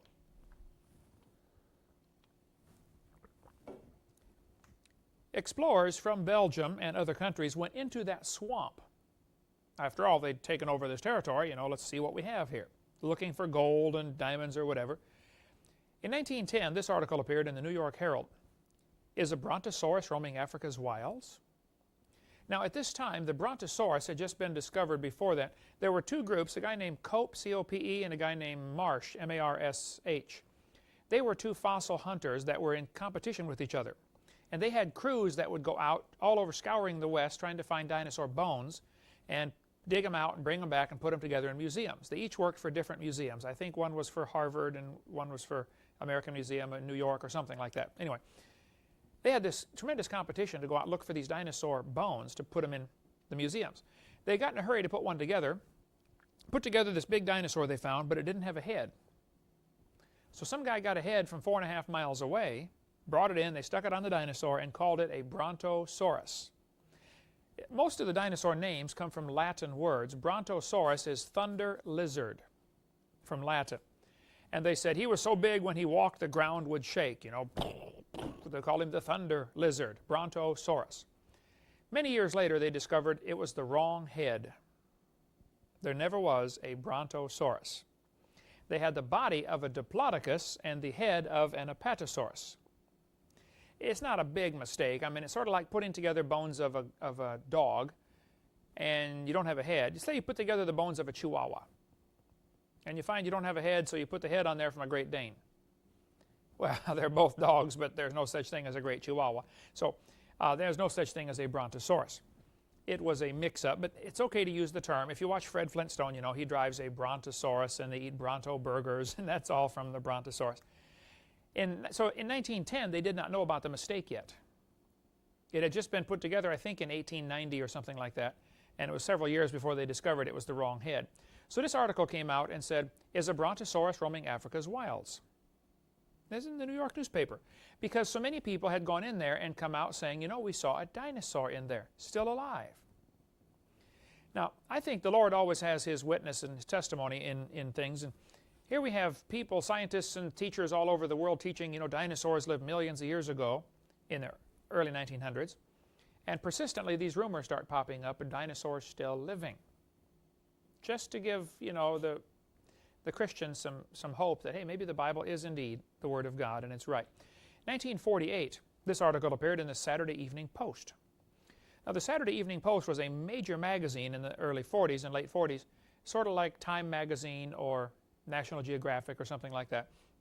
This article is three pages about dinosaurs still living. It goes through people who've gone in there and say, look, I saw one. Gives their testimonies in this article, January 3rd edition of Saturday Evening Post back from 1948. By the way, if anybody can get me an original copy of this, what I have, I found one at a library where they actually had the original magazine, 1948 Saturday Evening Post. And I photocopied the pages out of there, and it was a very lousy photocopy, so all I have is a lousy copy of the original. I would like to find somebody who has an original and buy it off them. So if you come across one, let me know. A South African big game hunter named Mr. Gobbler, good name for a game hunter, I suppose, returned from a trip to Angola and announced to the Cape Town newspaper that the Cape Argus was the name of the paper, that there was an animal of large dimensions, the description of which could only fit a dinosaur, dwelling in the Dololo swamps and known to the natives as the Chippewa. It has the head and tail of a lizard. Ivan Sanderson, who wrote the article that we mentioned earlier, There Could Be Dinosaurs, from the Saturday Evening Post. This quote is from that article. Ivan Sanderson was quite an explorer and collector of sightings like this and stories. And he really has some amazing reports he's done on this. And again, we could spend the rest of my lifetime talking about reports of dinosaurs still living. So I want you to research it for yourself if you want. Go to 001.9, or if it's the Library of Congress system, it's QL 89, like Queen and then Larry 89, and you will find books on this topic. Okay. People in Central African Republic call it Nguri. That's their name for it. Different missionaries that I meet all over the world tell me, oh yeah, we've got one of those in our country. The natives talk about it. But they all, of course, have a different name for it. In some parts of Africa, in the swamp, as you travel around, they will speak a different language. Some people call these creatures Chippewa, some call it Yalama. They have different regional names for it, depending on their vocabulary. Well, Dr. Roy Mackle from the University of Chicago decided to go to the swamp. He had been involved in studying cryptozoology for many years, and he'd read all these stories of dinosaurs still living, and he was a microbiology professor at the University of Chicago. He said, well, a good scientist, and you hear something, you check it out. So, thankfully he was honest enough to say, okay, I don't think it's true, but let's go check it out. Now you have to understand, if you got a bunch of scientists together and said, let's go to the North Pole and look for Santa Claus, what's going on in their mind? Why spend all that money? We know it can't be true. It's a waste of money. That's exactly the way many scientists feel when you say, let's go to Africa and look for living dinosaurs. Because in their mind, it's already been settled. We know dinosaurs lived millions of years ago. Why waste all that money and go look for them? It can't be true. So their teaching, their philosophy of evolution hinders them even thinking down this track that there could be some still alive because of what they've been taught. Okay, so anyway, Roy Mackal did go with James Powell, I believe his name was, a crocodile expert, and they went to the Lakwala Swamp. This is from the book Time, Life, Mysterious Creatures, part of the Time Life series, one of the big books they have, showing a picture of them tromping through the swamp. They said it's the most miserable swamp in the world. Mosquitoes landed on them at the rate of 1,000 per hour the entire time they're there. Bloodthirsty mosquitoes, snakes, bugs. You need to understand also this is a communist country now. So the communists have gone back in there to these swampy areas and told the villagers, boy, if you ever see a white man, he's probably a communist, he's probably a spy against the communists, go ahead and kill him. Very unsafe place to go. Mark Miller went there and wrote a neat article about how he just about was killed by the pygmies because they thought he was some kind of spy. But in the book, The Living Dinosaur, written by Roy Mackal, after going into the swamp, he tells about the Mahamba, the giant crocodile that the natives report that lives in the swamp that gets to 50 feet long. One group of scientists in I don't remember the date now, 1984 I believe, claims that they saw a Mahamba, a 50-foot crocodile. This room is 34 feet long, so that's a big crocodile. The natives talk about the animal called Mokele Mbembe, which is their pronunciation of the creature. Mokele Mbembe means, I believe it means stopper of rivers. On page 225 of Mackal's book, he shows this sketch that he would show to the natives, and they would say, oh yeah, that's Mokele Mbembe, he lives out in the swamp. Mackal tells in his book how he tried, as a scientist, to make sure he wasn't leading the natives to answer a question. He would go to some villages, and he would just mention the name. He would say, what is Mokele Mbembe? And they would draw a sketch on the ground with a stick, and they'd draw a picture of a dinosaur with a long neck and a long tail. Other villages, he would show them a picture and say, what is this? And they would say, oh, that's Mokele Mbembe. Now, it's a very superstitious region over there, and a friend of mine who was there Gene Thomas, was there for 42 years. I just talked to him 3 days ago. He said, well, Hovind, you have to understand, the people here are very superstitious, and some of them believe that if you even mention the name Mokele Mbembe, you will die. So if a person goes into this area and says, what about Mokele Mbembe? They may say, oh, never heard of it, because they're afraid of dying for saying its name or for talking about it, because they're very superstitious people. But Mackal went there and spent a lot of money on 2 expeditions. He says the animals live underwater most of the time. They're mostly active at night, which makes them even harder to see, obviously. Plus, when you figure the natives over there are real superstitious and scared to go out at night, they're not likely to be seen very often. Example, did you know panthers are still alive in Florida? Panthers, like the big cat. How many have ever seen one alive in the wild? I've lived here 11 years. I've seen one, and it was dead on the highway. And yet we've got a population of how many millions here in Florida? And I would say the vast majority have never seen a live panther. But they're living right here. I was surprised to find out after living here in this house quite a while that there's an owl that lives in that tree right behind here. I've only seen it twice in the 11 years we've lived here. A huge owl. Well, it's nocturnal, okay? It's out at night. So the creatures in the swamp in Africa are apparently about 20 feet long, mostly neck and tail. The body's about the size of a hippopotamus. The natives showed Dr. Mackal the favorite plant. They said it's the malombo plant, and there's Dr. Mackal holding one. He says it has a fruit on it that's sort of like an apple, but harder than an apple. And Mokele Mbembe just loves these things. So they will even climb up out of the water into the jungle to get these plants and eat them, typically, again, at night or very, very early in the morning. Some natives claim they see one when they go out real early to go fishing. They will see one of these animals, and it'll duck under the water and make big waves and even sometimes knock their canoe over just because of the waves of this giant creature submerging. Dr. Mackel here has shown, outlined with a footprint. This is again from Time, Life, Mysterious Creatures, page 94. There's Mackel's phone number there. He lives in California, and he's got a Chicago phone number. He's retired now from University of Chicago. But he's examining a footprint that the natives showed him where the animal came up out of the water and walked across the land to go after some more of these plants. They said to Mackel, if you want to find a Mokele Mbembe, find a place where there's lots of these plants and no hippopotamus. Because they don't like hippopotamus. They drive them out of their part of the river. That's his story. You can read it for yourself in the book. Gene Thomas, a missionary friend of mine, was there for 42 years. He's now retired back in Ohio. There's his name, address, phone number. You can call him up if you don't believe me. He said the natives over there wouldn't talk about it much, but occasionally they would. And there were two pygmies that he met that had claimed to they killed and ate a Mokele Mbembe, and he calculated it would have been roughly about 1959. They don't use the same calendar we use, but he said probably about the late 50s they claimed they killed one. He said, now in the high humidity over here in Africa and the high temperature, meat spoils very quickly. He said the natives told him that everybody that ate the meat either got sick or died. It could be there's some poison in the meat. It could be, a new animal, they didn't know how to properly clean it to get rid of the poison glands or whatever. Like if you kill and eat a carp, you have to cut out the mud strip or else it tastes horrible, destroys the meat. If you don't know how to clean it properly, you can mess it up. Same thing with deer. If you shoot a deer, you don't know how to properly clean it, you can spoil the meat.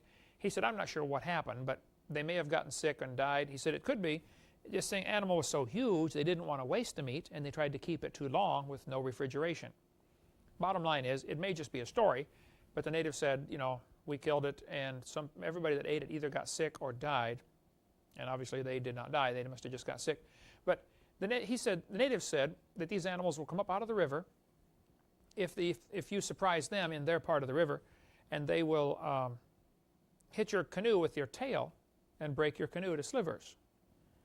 Let me back up one picture. He told me that they put stakes across the river one time to trap one of these animals because it kept bothering the fishing. The natives were going into this one lake to go fishing, and these Mokele Mbembes kept coming in there, eating the fish and scaring the fish off. So they pounded stakes in the river, one of the rivers leading to this lake, to try to stop the creature, and when it got caught tangled up in the stakes, they speared it to death. Mackel said in his book that he could still see the stakes there in the river when he went, 20 years later. So the story, he thinks, is true. Marcelina Agnagna is a biologist from the Congo. He's a communist teacher there, teaches in the communist school. He says he saw one in 1983, and he drew a picture of the back. When they asked him why he didn't get a picture, Marcelina said, well, I had a camera, and I took pictures, but the film was all ruined from the high humidity. Okay, a reasonable story, because it is extremely high humidity.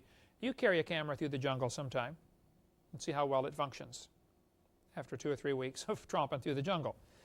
It's pretty tough to keep your equipment. Just survival is a full-time job.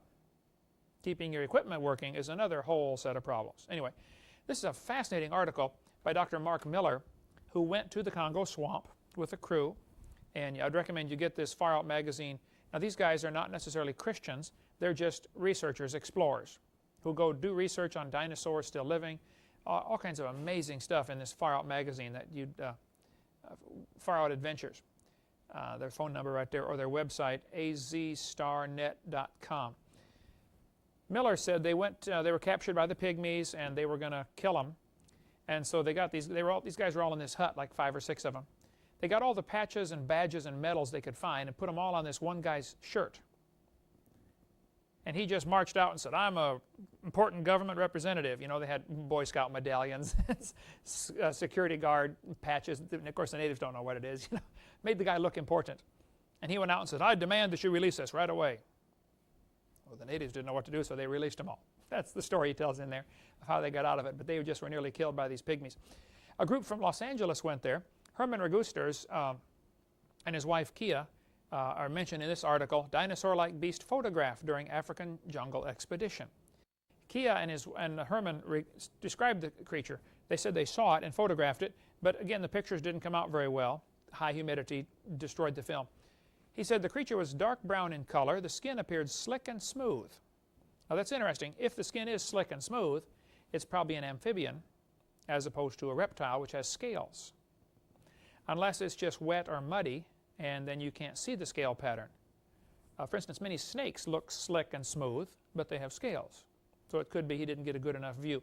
He said the had a long neck and a small head.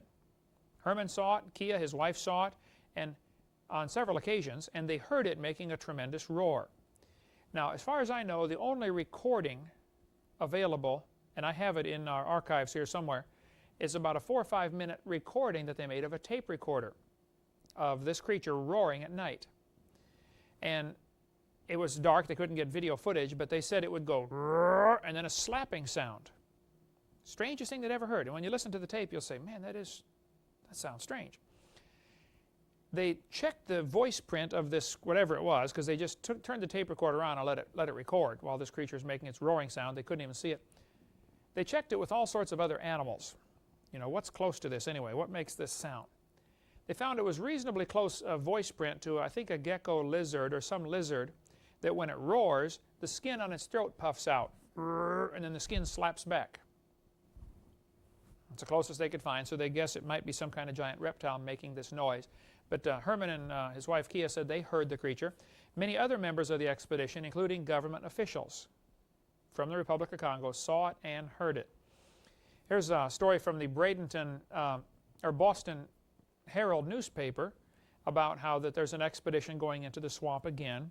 There have probably been 30 expeditions into that swamp in the last 20 years trying to photograph or capture one of these creatures. Chuck Holcomb from North Alabama has gotten permission to go in there with a blimp, you know, inflatable dirigible, and fly over the swamp with cameras and infrared instruments to try to photograph this creature. He's got a couple of millionaires backing him up on this expedition. Chuck Holcomb's a good friend of mine. He's the one that built the huge cave which you inflate, you know, for kids to get in, and it says Dinosaur Cave, and he's got it on the side, travels around and uses it as a ministry.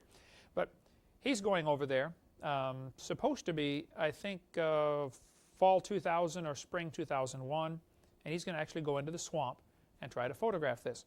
He's concerned, and I mentioned this to him. I said, Chuck, I don't know if infrared will do any good if it's a reptile. They don't have any body heat. You know, they're the same temperature as their environment. So infrared may not show up. This article appeared in London, United Kingdom. There's a website there, or I mean email if you want to get a hold of them. Hunters launch a trek for a living dinosaur. From you can get on cryptozoology.st if you want more on that. The natives over there claim that these animals live in caves. They're very rarely seen. They come out at night, and they eat plants for a while, and then they move on somewhere else. They're migratory. So it's not a simple matter of, hey, let's go take a picture and go home. It's just not quite like that. William Gibbons was Mr. Scotland, one of the bodybuilders, you know, like me. And he is a good friend of mine from Canada. He's been over there 3 times to the Congo swamp, and he and I wrote this book together. You can get a hold of him. His website is, or his email is congo@ionsis.com, ionsis.com, and talk to William about his expeditions. He's also been to several other places on cryptozoology adventures. For instance, there is some pretty good evidence that the dodo bird is not extinct. The last known dodo bird was like 300 years ago. And they've got it stuffed and mounted someplace in a museum. But there are some islands out between Africa and India where they say there are probably some dodo birds still alive. So he's doing research on that type of thing. I was about ready to go on TV one time in Canada on the 100 Huntley Street Club program. And I'm sitting there, and you know, they're putting makeup on and all this stuff for TV, and I'm sitting there with a missionary who I had never met before. His name was Cal Bombay, and he does a regular story on this 100 Huntley Street every week, or every day, whatever they broadcast. And I was telling Cal about dinosaurs still living, and I had Roy Mackel's book there. And I handed it to him. He just was thumbing through it, and he stopped on this page right here, page 256, and said, my wife and I saw one of those. He said, I was missionary in Kenya, Africa for 15 years. He said, we're driving down this dry, dusty road, very arid region, lots of small brush everywhere. And we saw this giant creature. He said, I would guess it was about 15 or 18 feet long, like a monitor lizard. He said it was stopped in the middle of the road, like it was sunning itself, trying to warm up. You know, lizards have to lay in the sun to warm themselves up. He said, it looked like that picture you have there, but the plates on the back were bigger. He said, we shut the car off, and my wife and I watched it for 10 or 15 minutes.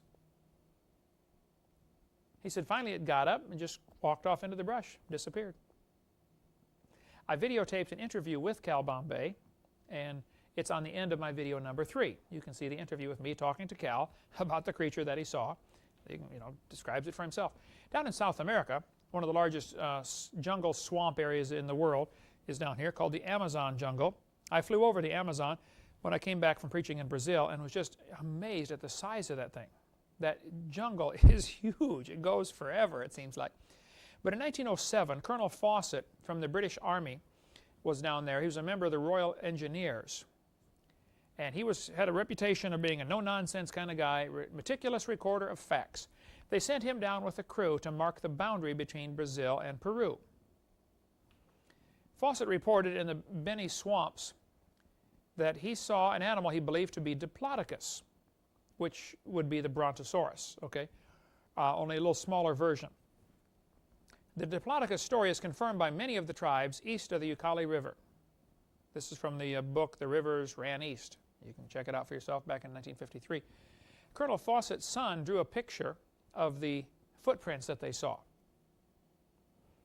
He saw one of these animals in the swamp, and they described it as having a long neck sticking its head up way into the trees, and a large body and a long tail. Typical dinosaur-like sighting, and there are thousands of these available that you can read for yourself.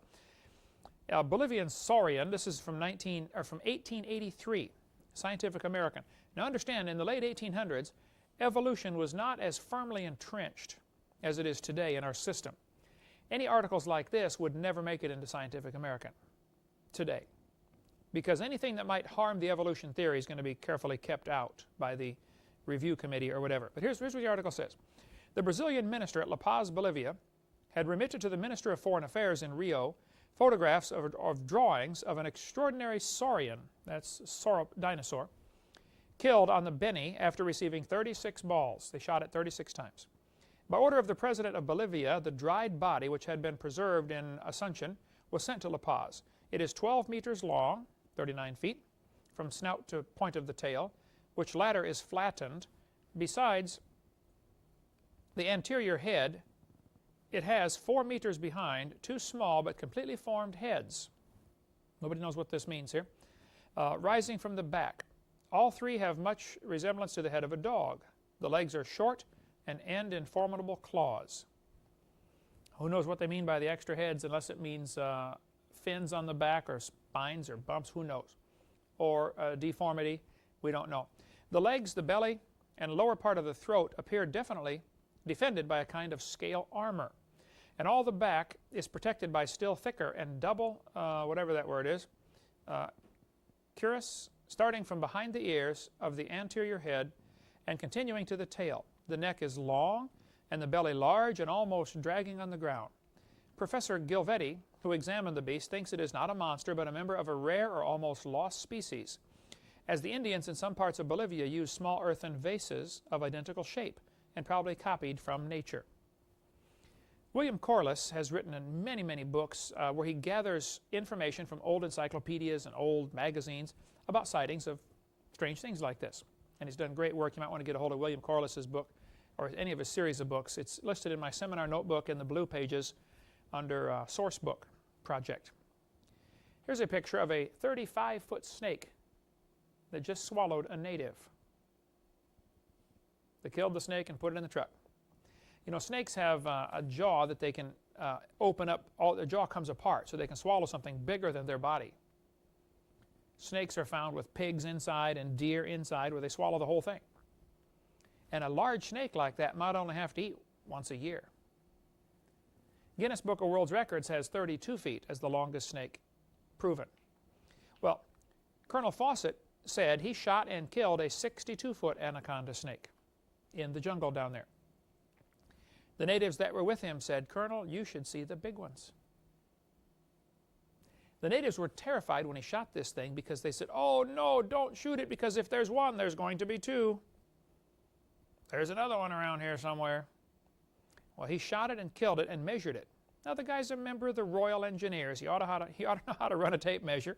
He said it was 62 feet and some inches long. I mean, he measured it.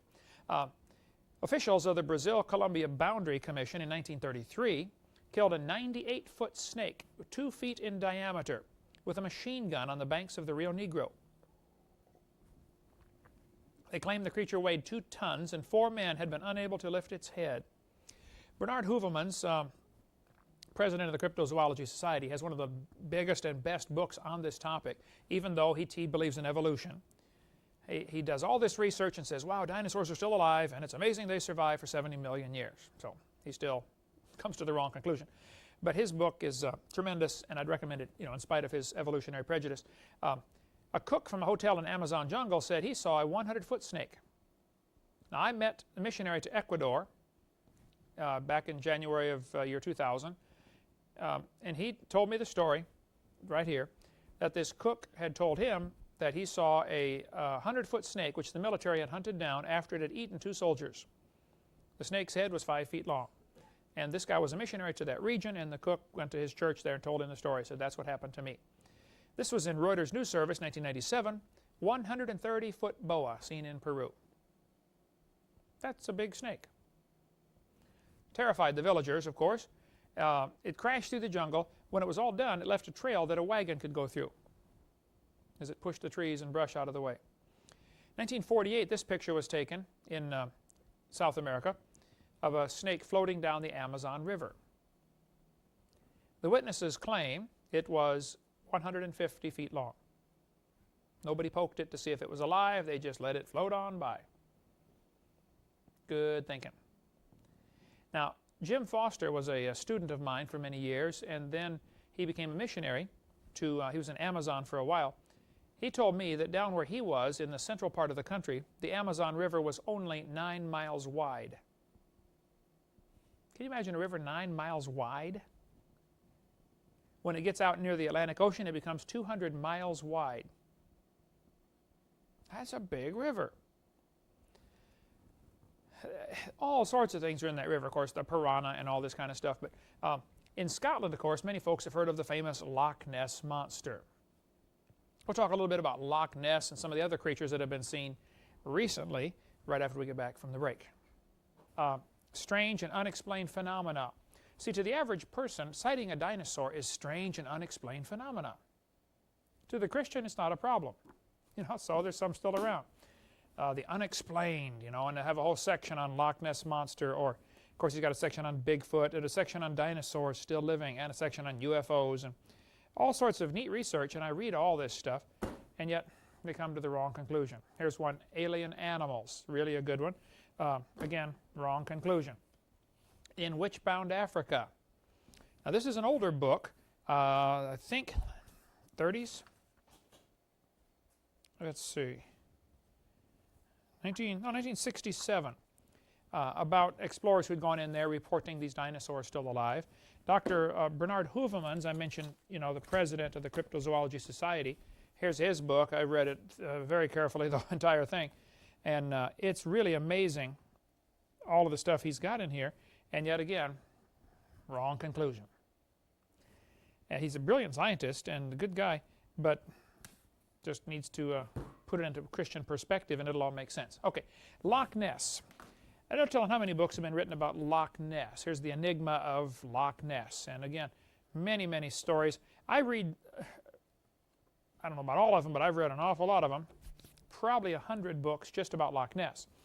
Because some tell the same stories. The same stories appear in many books, and other times you glean new things from other authors. There's a website, lochness.co.uk, if you want to get on their website, or cryptozoology.com.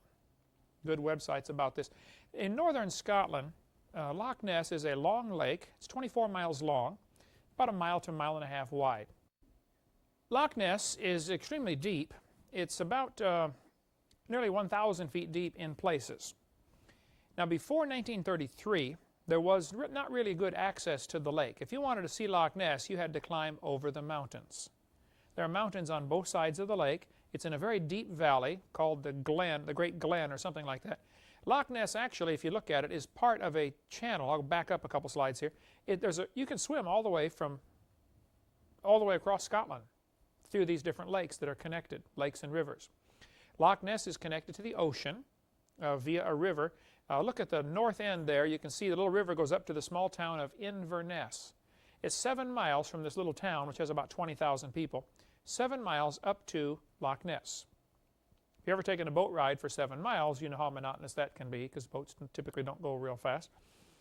But about the only access to this lake was go up the river 7 miles. And that's just to get to the end of the lake. You want to go 24 miles to the other end and turn around and come back. It's an all-day trip to go the length of Loch Ness. There were some old monasteries built along there and some old castles. The Urquhart Castle is there on Loch Ness. But in 1933, some guy decided to put a road in on the edge of the lake. And because it's real steep and from the mountains, that's not as easy as it sounds. They had to blast a groove into the mountains, like they do up in the mountains of Pennsylvania. You know, you got to cut a V out of the rock to get where you're going. So in 1933, they blasted a road bed and put a road in. Now, you did not have to go over the mountains to get to Loch Ness. You could just drive along the edge of it. Nice, curvy, windy, scenic tour. This picture shows the Loch Ness Road from the other side, as my drawing did on the last one. This author said there have been 9,000 reported sightings, 3,000 of them recorded. Now, in 1933, when the road was put in, there were 52 separate sightings of the Loch Ness Monster. Many people have guessed that possibly because they were dynamiting along the edge and it was a lot of noise, blasting rocks into the lake, it disturbed whatever was in there. Who knows? The creature certainly could have swum out to the ocean, because it has access back and forth to the ocean from Loch Ness. Today, in the year 2000 here, it's a little over 11,000 reported sightings of the Loch Ness Monster. This is from In Search of Mysteries. Let's see, I'm sure I've got that here somewhere. If you want to read it for yourself, there's tons of books on this topic. Encyclopedia of Monsters. Anyway, he said 9,000 reported sightings, and now it's over 11,000. There's no question some of the 11,000 sightings are hoaxes, lies, frauds. Somebody floats a rubber ducky and takes a picture and claims they saw the Loch Ness Monster. There certainly is some tourist value to this, brings a lot of tourists in because they claim they've seen Loch Ness Monster, and then, of course, that's money. So, but the fact that there's a few frauds doesn't mean they're all frauds. What some people do is they get the mistaken idea, if they can prove one of these sightings to be a fraud, that proves they're all frauds. Well, that's silly. That's like saying if I can find one counterfeit $20 bill, that proves they're all counterfeit. Well, that's a poor example because they are all counterfeit since the Federal Reserve just prints them, Anyway, you know what I'm talking about. The different tabloid newspapers will always put something in there about we captured the Loch Ness Monster, and it has a baby like this one here. But Sir Peter Scott, as a member of Parliament, he claims he has seen the Loch Ness Monster. He wears the shirt, "I believe in the Loch Ness Monster." That'd be the equivalent of a U.S. Senator. He claims, and most people claim, it's a plesiosaur. Now, when you read all the books about Loch Ness Monster, and again, I have read lots of them and lots of articles and stories and sightings, they will, almost all of them, describe a plesiosaurus, a long neck, 4 flippers, short tail. Some of them describe humps on the back. Some say there are no humps.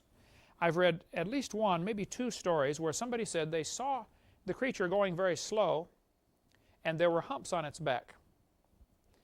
Several people describe it as bunches on its back. And then there were 2 of these stories that said they saw all of these bumps straighten out into one big hump as it took off swimming real fast. Who knows? The theories are that probably, the best theory that I'm aware of is that probably these, as the creature is going slow, the muscles are contracted on its back, making the bumps, and then when it swims fast, the muscles straighten out into one long hump. Got a better idea? I'd love to hear it. But when you read these articles about Loch Ness Monster, like this one is from the book Strange Animals, which I don't think I have out here. But he says, others insist Nessie must be a plesiosaur. One thing wrong with this theory. is that plesiosaurs are believed to have become extinct 70 million years ago. Now hold it. There's nothing wrong with the theory. There's something wrong with his prejudice, because he's already decided he believes in evolution. Arthur Grant is a veterinarian student. He nearly ran into Nessie on his motorcycle one night. 1:30 or 1:40 in the morning, he's driving down this new highway there in 1934. The road's just been in for a year. And Nessie scooted across the road in front of his motorcycle. Now the guy's a veterinarian student. He ought to know something about animals. So he drew this sketch after the sighting. He said it moved very clumsy like a seal with flippers. Here's the sketch he drew of Loch Ness Monster. Alexander Campbell is the game warden, was the game warden for Loch Ness for 47 years. He said he saw it 18 times, and it looks like that. That was from his 1934 sighting, shortly after the road was put in. Cages have been built. They've baited the traps with everything you can imagine and some stuff you cannot imagine, trying to capture this creature into the traps. They've tried all sorts of things to get Loch Ness Monster. You have to understand, Loch Ness is a huge lake. It's big enough that everybody in the world could go drowned in it at the same time. It would hold the entire world's population of 6 billion people would fit in that lake. And it is very black water. It's got so much suspended peat particles in it. Here is a bottle of water from Loch Ness. Because it's in a valley between these mountains, when it rains, especially peat, which is partially decayed plant material, washes off into the water and very, very slowly sinks to the bottom. Any little movement or storms or disturbance, makes the water muddy, like a mud puddle. I'll pass this around. If you shake it up, you can see all the stuff floating in here, the suspended peat particles. That is what the whole lake is like. Now, if you get enough of that stuff together, you get 6 or 8 or 10 feet, it eventually blocks all the light. And so the top 6 feet might be fairly clear, and the deeper you go, the darker it gets, and you get down 6, 8, 10 feet, and it's black. Sunlight can't penetrate through all that stuff floating around. And so you've got a lake nearly 1,000 feet deep of pitch black. You can't see anything. There's just too much stuff floating in the water, just like a mud puddle. Shine a flashlight into a mud puddle sometime and you'll see what I'm talking about. The light just simply won't penetrate. Many sketches have been drawn of this creature. The Spicer family said they saw it with a sheep in its mouth, headed back for the lake. One guy heard a disturbance in the water. He had some friends hold torches, and he went out there and took a picture. And he got a picture of a hump and a neck. Off to the right, you can see the neck sticking out. Now, when they republished this picture in Reader's Digest, they cut the head off. You know how they crop pictures to make them fit? All you see here is the back. In the Reader's Digest, Reader's Digest abridged version, they cut the head off of the creature. McLeod said he watched it through binoculars for 10 minutes. Tim Dinsdale, the author of this book, Loch Ness Monster, which is still on the shelf in there, Tim Dinsdale was an engineer from England or London, I believe. He went and saw the Loch Ness Monster. He said he videotaped it for like a minute, or filmed it with a film. It was great distance. It was zigzagging back and forth across the lake. He took the film to the, I believe it was the military, the Royal Air Force, the guys who analyze film, like high altitude photography. And they said it's definitely an animate object, the living object. And Tim got so excited about what he saw that he quit his job, bought a boat, and went and lived on Loch Ness. He wanted to see it again, that bad. Dedicated the rest of his life to researching, interviewing people who've seen it, gathering information. To my knowledge, he never saw it again. But he's written several books. He just died here several years ago, but he wrote several books on the Loch Ness Monster. He describes, for instance, Torquil MacLeod, who watched the critter for 9 minutes through binoculars and drew those sketches. MacLeod, after watching it 9 minutes, said, "I think Loch Ness Monster looks like this." Many people have drawn sketches. Some people say it has horns or tubes on its head. All sorts of speculation is about this. Most people do not describe anything on its head. A few say it's got bumps sticking up, and they think there might be retractable breathing tubes.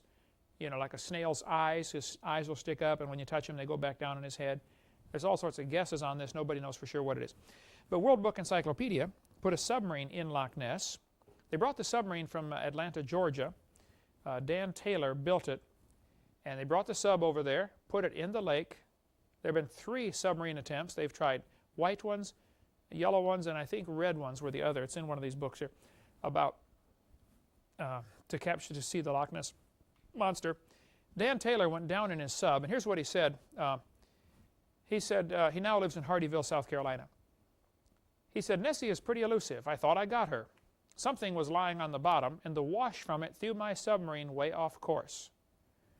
He's going along, and something huge took off, and the backwash from it through his submarine turned his submarine around.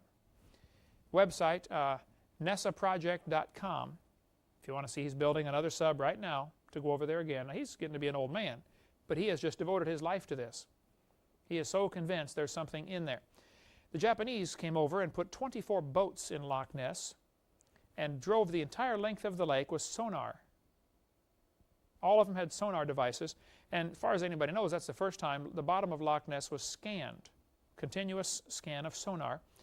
They said the bottom of Loch Ness is wrinkled up like a raisin. There are many places to hide, and I'm sure Nessie heard 24 boats coming down the lake. Sound travels real good underwater. There appear to be caves off to the side up into the mountains. Some have speculated that there might even be what's called an airlock, where the creature could go from the lake up into a cave in a mountain and then back down into the ocean. So the water wouldn't be transferred back and forth, because same thing as the toilet, with the siphon on a toilet. But there could be a mechanism of getting back and forth. You certainly can swim out the Inverness River, except there are locks and dams in the way now. But even then, you could still get out.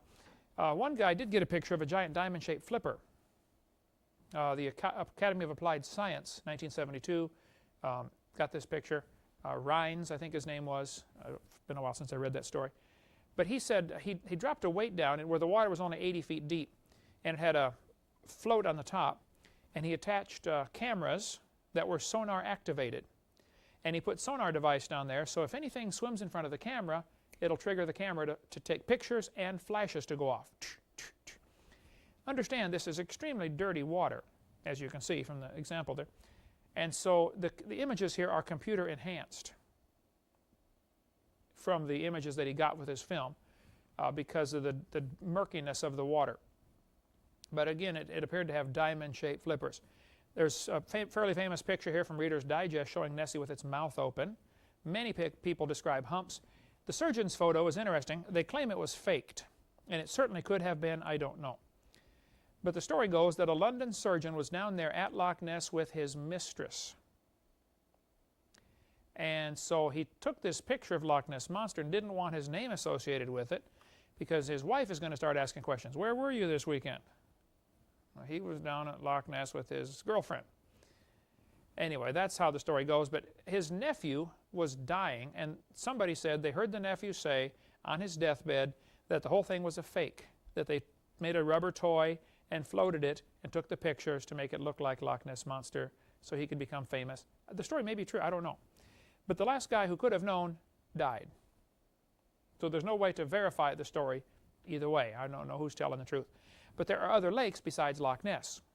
There are several other lakes in Scotland describing creatures like this, and I don't have any of the books here, but I've read books about Morgwar and other lakes over there.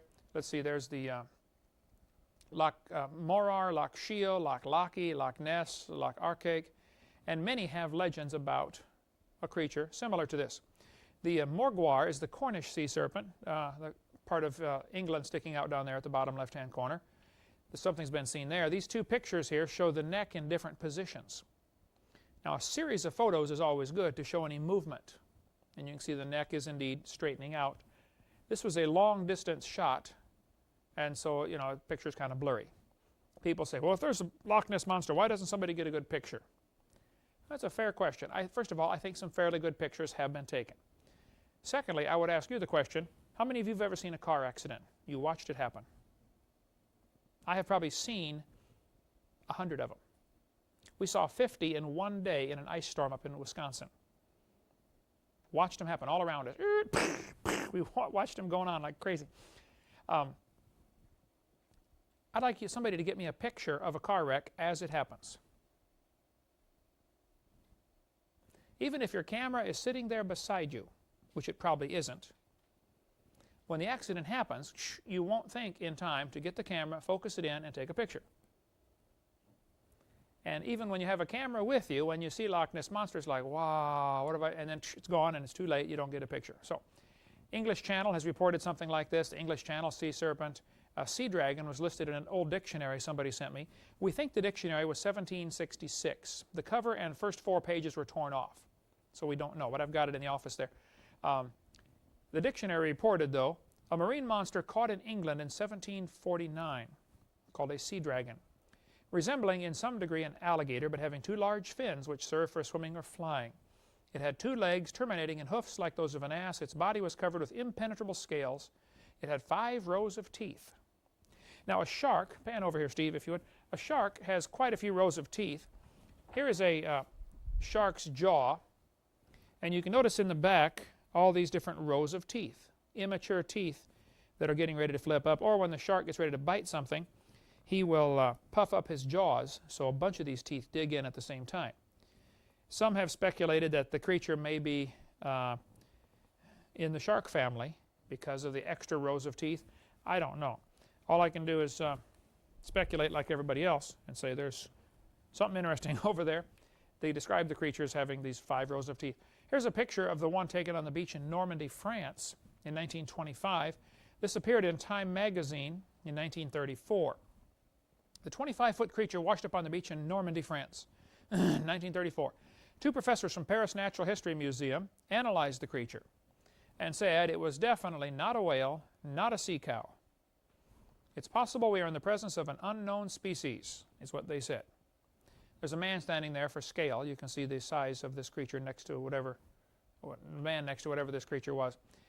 Down in Brazil in 1905, this creature was seen by some scientists on board a ship called Valhalla. Cruising off the coast of Brazil, they spotted a dorsal fin 6 feet long, 2 feet high, and a small head on a neck about 7 or 8 feet long in front of the fin.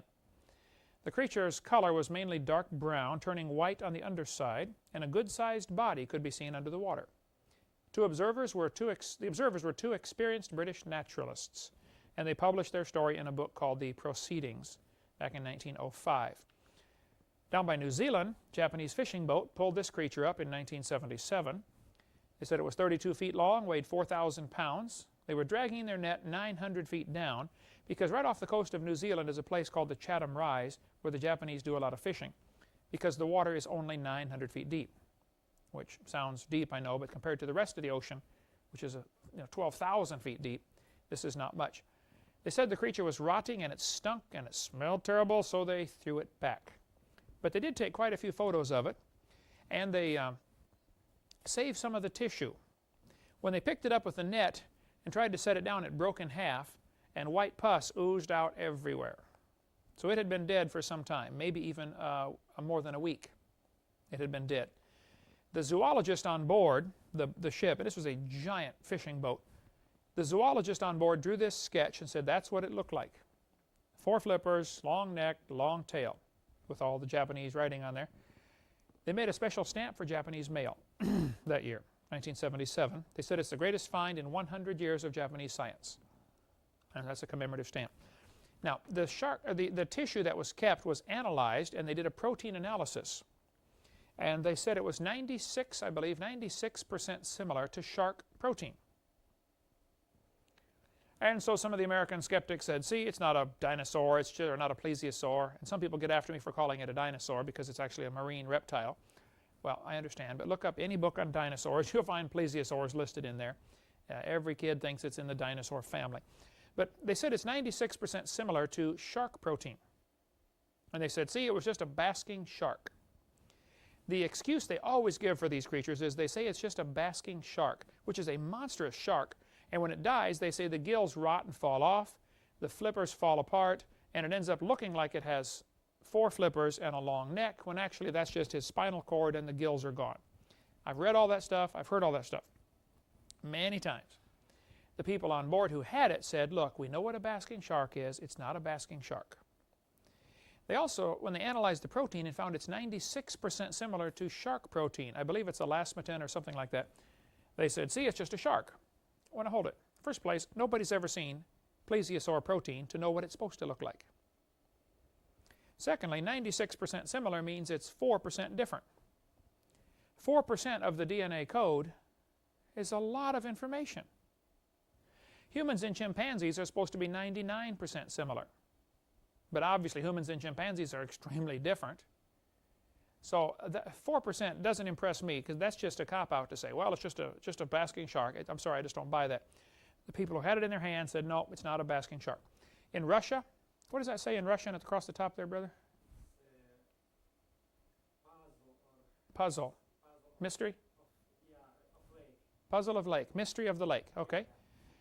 This article in Russia describes the animal that was seen in this lake that had a fin on its back. Interesting. What looked like a huge dinosaur washed up on the beach in Russia on the north coast in 1994. They said the creature was 39 feet long. Northern island of Japan has a creature like that. I just talked to a missionary over there yesterday, a day before, recently here. I'm going to the central island of Japan, Tokyo area, in a couple months, and he's a missionary on the North Island.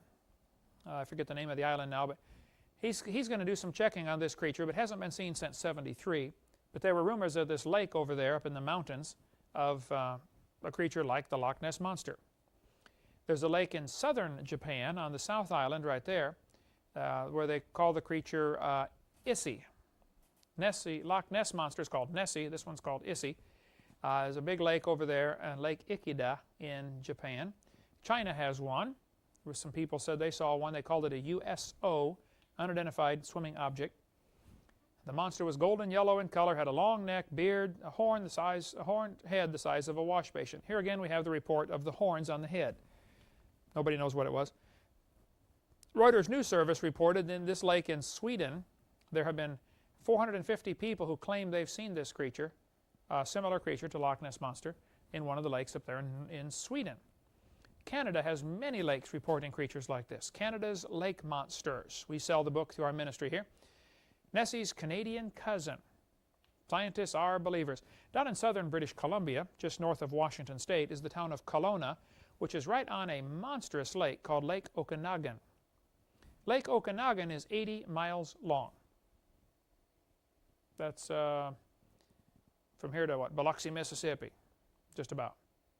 80 miles, long lake. There's a $1 million reward out if anybody can capture the Ogopogo.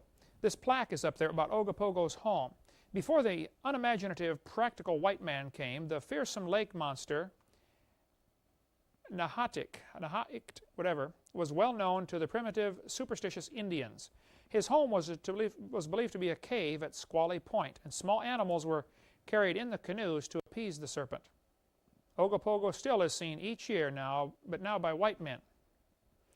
The $1 million reward was quickly withdrawn for fear somebody would go out and try to kill it, you know.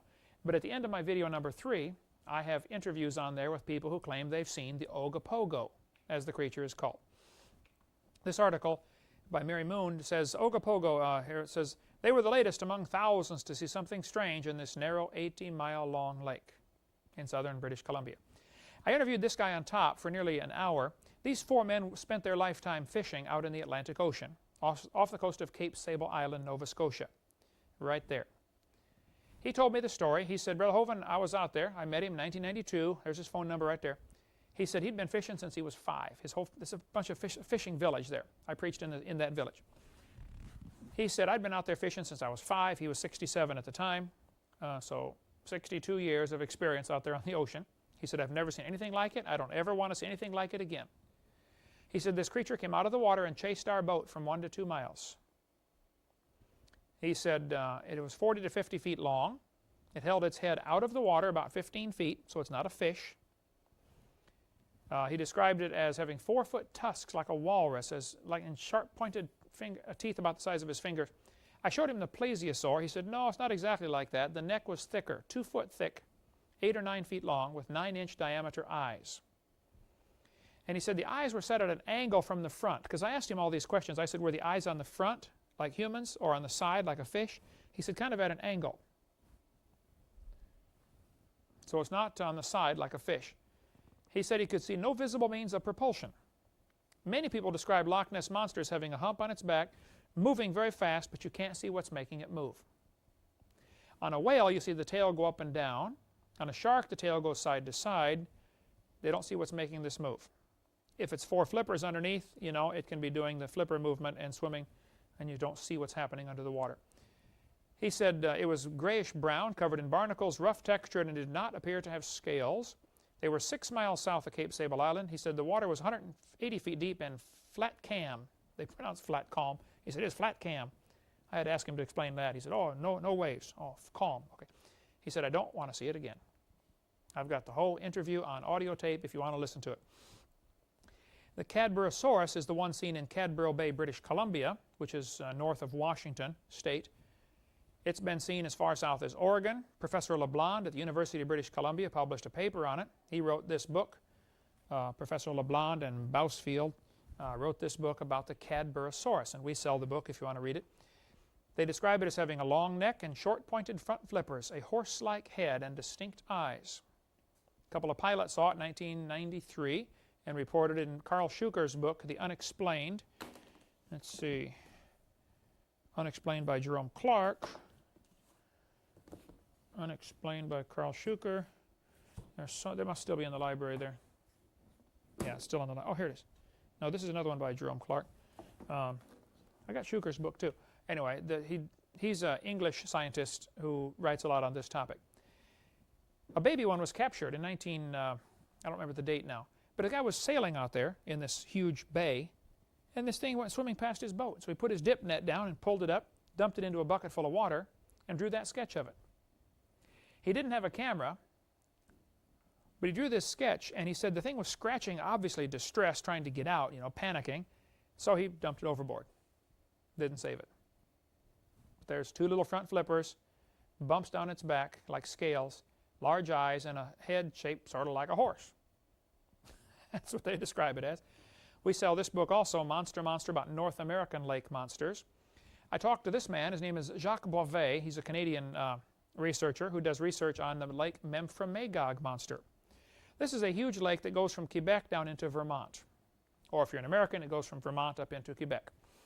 But Jacques lives in Magog on the northern end of this lake. There's his phone number and address. I talked to him for 3 hours, videotaped the interview with him. He tapes interviews with folks who've seen this creature. In 1992, there were 26 people who saw it, as an example, kind of a typical year.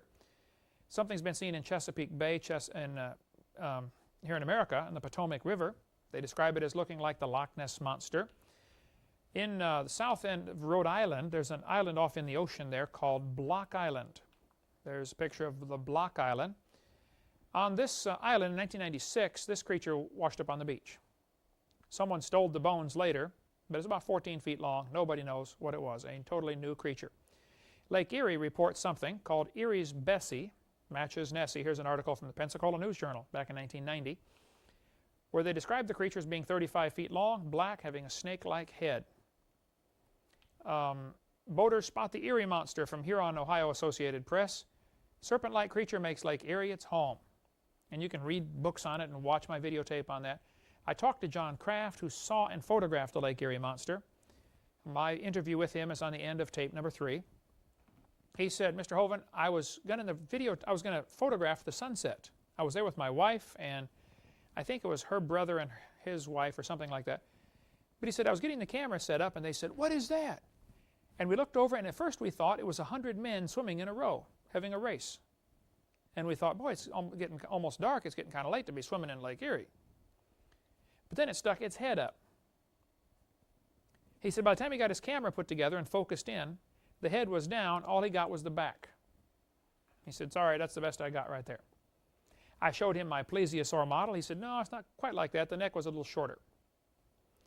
Pete Peterson is a taxidermist who lives on Lake Erie. People catch fish. He stuffs them and mounts them. He was walking on the beach in Lake Erie and found this creature. Seagulls were pecking at it. He took it down, took it home, stuffed it and mounted it. He said, I don't know what it is. You tell me. Carl Baugh bought it off him, took it down to Glen Rose, Texas, when they did a CAT scan of it and an X-ray, and now they're doing a DNA analysis, they found there's a fish hook stuck in the head. So apparently it got caught sometime and broke the line or something. The fish hook is still stuck in its head. Nobody knows what the creature is. Scituate Harbor, I stopped there and saw the people who were the first ones to see the Scituate Harbor monster. 1970, this critter washed up on the beach. I talked to the sheriff, who was the first one there on the scene. It washed up at 2 in the morning. It stunk terribly. You could smell it for 3 miles. So the sheriff was called. He went out there to see what the stink was, and it's this 50-foot-long creature laying on the beach. As soon as a rock radio station heard about it, they started announcing at 2 a.m., "Hey, there's a sea monster washed up on the beach in Scituate Harbor." And people came down for miles, and all the highways and streets were blocked for miles. People trying to get to see the sea monster at 3 a.m. Anyway, everybody brought hatchets and machetes, or most of them did, and started cutting off pieces and taking it home so they could have a piece of the sea monster. By the time they got some pictures of it, it was all chopped up. The health department came out and said, "We don't care what it is. It stinks, it's dangerous to contaminate the community," so they blew it back into the water with dynamite.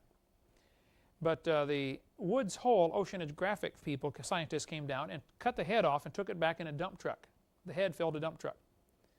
They analyzed it, the protein, and said it's a basking shark. Again, they always call him a basking shark. That's their standard answer. I doubt that duels will be fought on the proper name for the monster, with the experts at Woods Hole stating it's a basking shark and Dr. John Hannon positively refusing to accept anything but a real sea serpent. Edward Rowe Snow wrote a lot about the creature since he lived there in that area. On the coast of California, in 1925, this animal washed up on the beach. This is from the article California's Nessie in Skin Diver magazine. You can see the guy behind has a rifle just in case it moves again. What you're seeing there is the head. There's the eyeball on top. Kind of a rounded dome-shaped head, like a basketball sort of shape, with a beak on it. The neck was 20 feet long. I got a call from an atheist, or a letter from an atheist one time. He said, "Hovind, you're so stupid.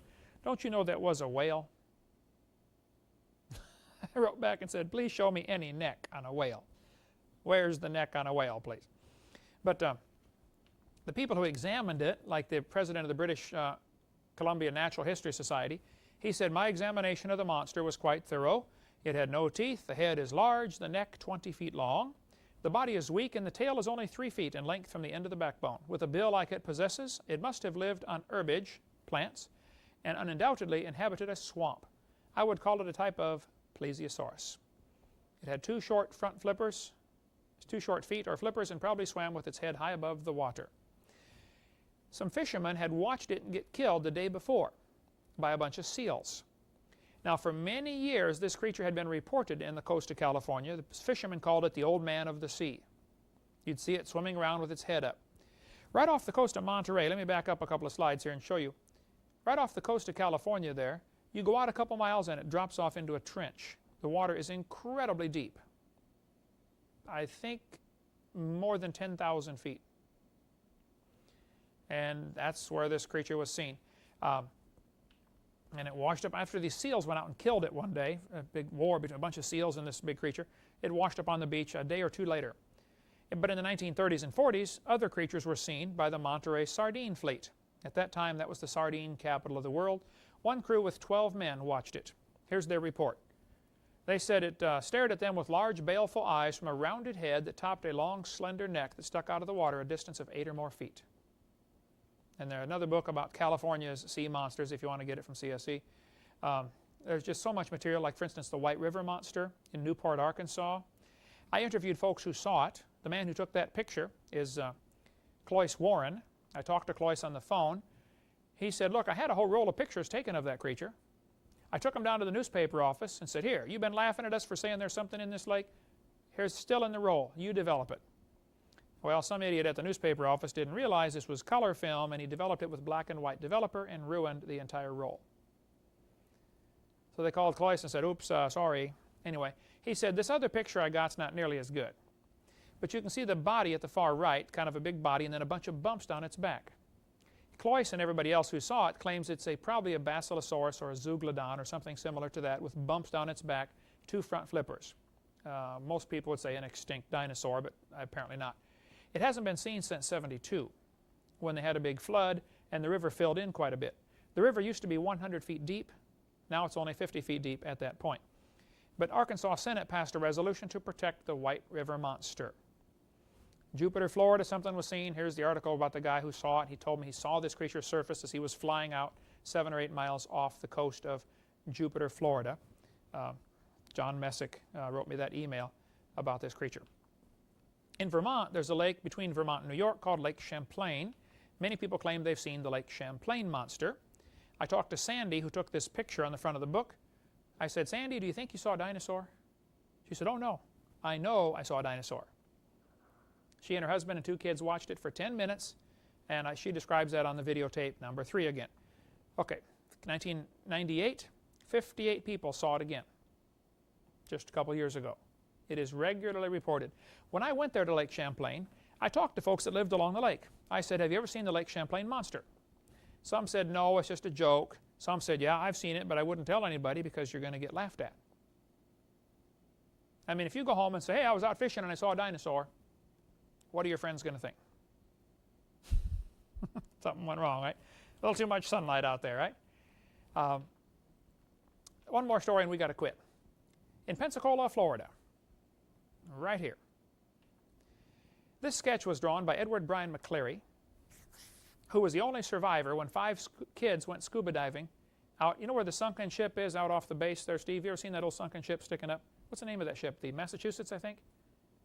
Anyway, they sank it, I think, as target practice after the war purposely or something. But it was an old ship they're getting rid of. So these guys are going to go out scuba diving. That's a pretty good distance out to this ship. Okay? And Edward McCleary is the only survivor. Here's his report word for word.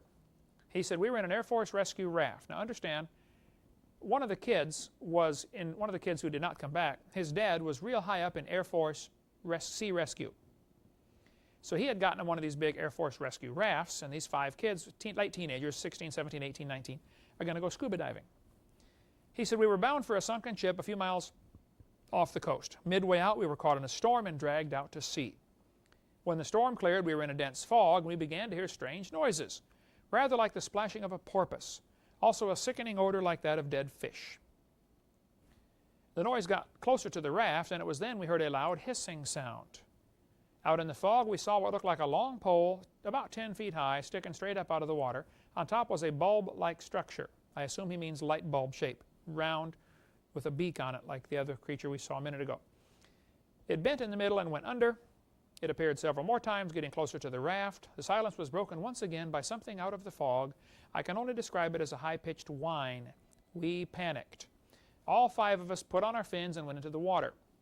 Now at this point, people asked him, why didn't you stay in the raft? He said, man, I don't know. It's all we could think of. You know, this thing's getting closer. You know, we're scuba divers, so we felt safer in the water. That probably a dumb mistake, but, you know, they did it. Keep together and try for the ship, I yelled. After we were in the water, we became split up in the fog. From behind, I could hear the screams of my comrades one by one. I got a closer look at the thing just before my last friend went under. The neck was about 12 feet long. Brownish green and smooth looking. The head was like that of a sea turtle. There appeared to be what looked like a dorsal fin when it dove under for the last time. Also, as best I'm able to recall, the eyes were green with oval pupils. So the guy's getting a pretty good look at it. He swam to the ship. He said, I finally made it to the ship, the top of which protruded from the water, and it still does today, by the way, and stayed there for most of the night. Early that morning, I swam to shore and was found by the rescue unit. That's the sketch he drew as the only survivor. I told this story in a meeting when I was speaking at Fort Walton Beach down the road here. A lady came to me afterwards. Her name is Val Bill. There's her address. She said, Mr. Hovind, my stepson, Larry Bill, was one of the kids who did not return. She said, my husband, his dad, was involved in Air Force rescue for the government. If the president would have gone down, he would have been one of the ones to go after him. The guy was real high up in rescue. He said they searched in vain. One drowned teenager was found. One body was found. The other 3 were never found. I called Edward Bryan McCleary. I chased him down. He's in Jacksonville, Florida. He refuses to talk about it. His wife told me after this incident, when he was like 18 years old, he became an alcoholic and a drug addict. And he doesn't want to talk about it. He's afraid it'll, you know, stir up these memories or something. But that was right here in Pensacola, Florida. All right, we got a ton of more material you can read. Watch our video number 3 and get more on that. The point is, I think there are some dinosaurs still alive, including some pterodactyls. I've gathered a ton of material on pterodactyls still living. I get reports probably once a month. Somebody will call me from Papua New Guinea, Indonesia, or northern tip of Australia and say, hey, we've seen pterodactyls still alive. I spoke at Pensacola Junior College here a couple months ago. Next door, Jan Hadley, my neighbor, teaches English as a second language over there. I was speaking at the college over there. I mentioned pterodactyls have been seen in Papua New Guinea. This lady stood up. Let's see, her name was Irma Wati. She's a medical doctor, came over to America. She's studying English right now at PJC.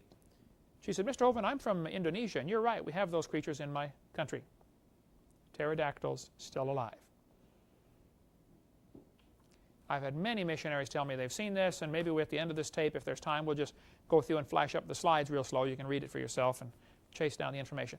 I think it's a fascinating study, studying cryptozoology. My purpose, though, is to help destroy the evolution theory, which says dinosaurs lived millions of years ago, and I'm sorry, they just didn't.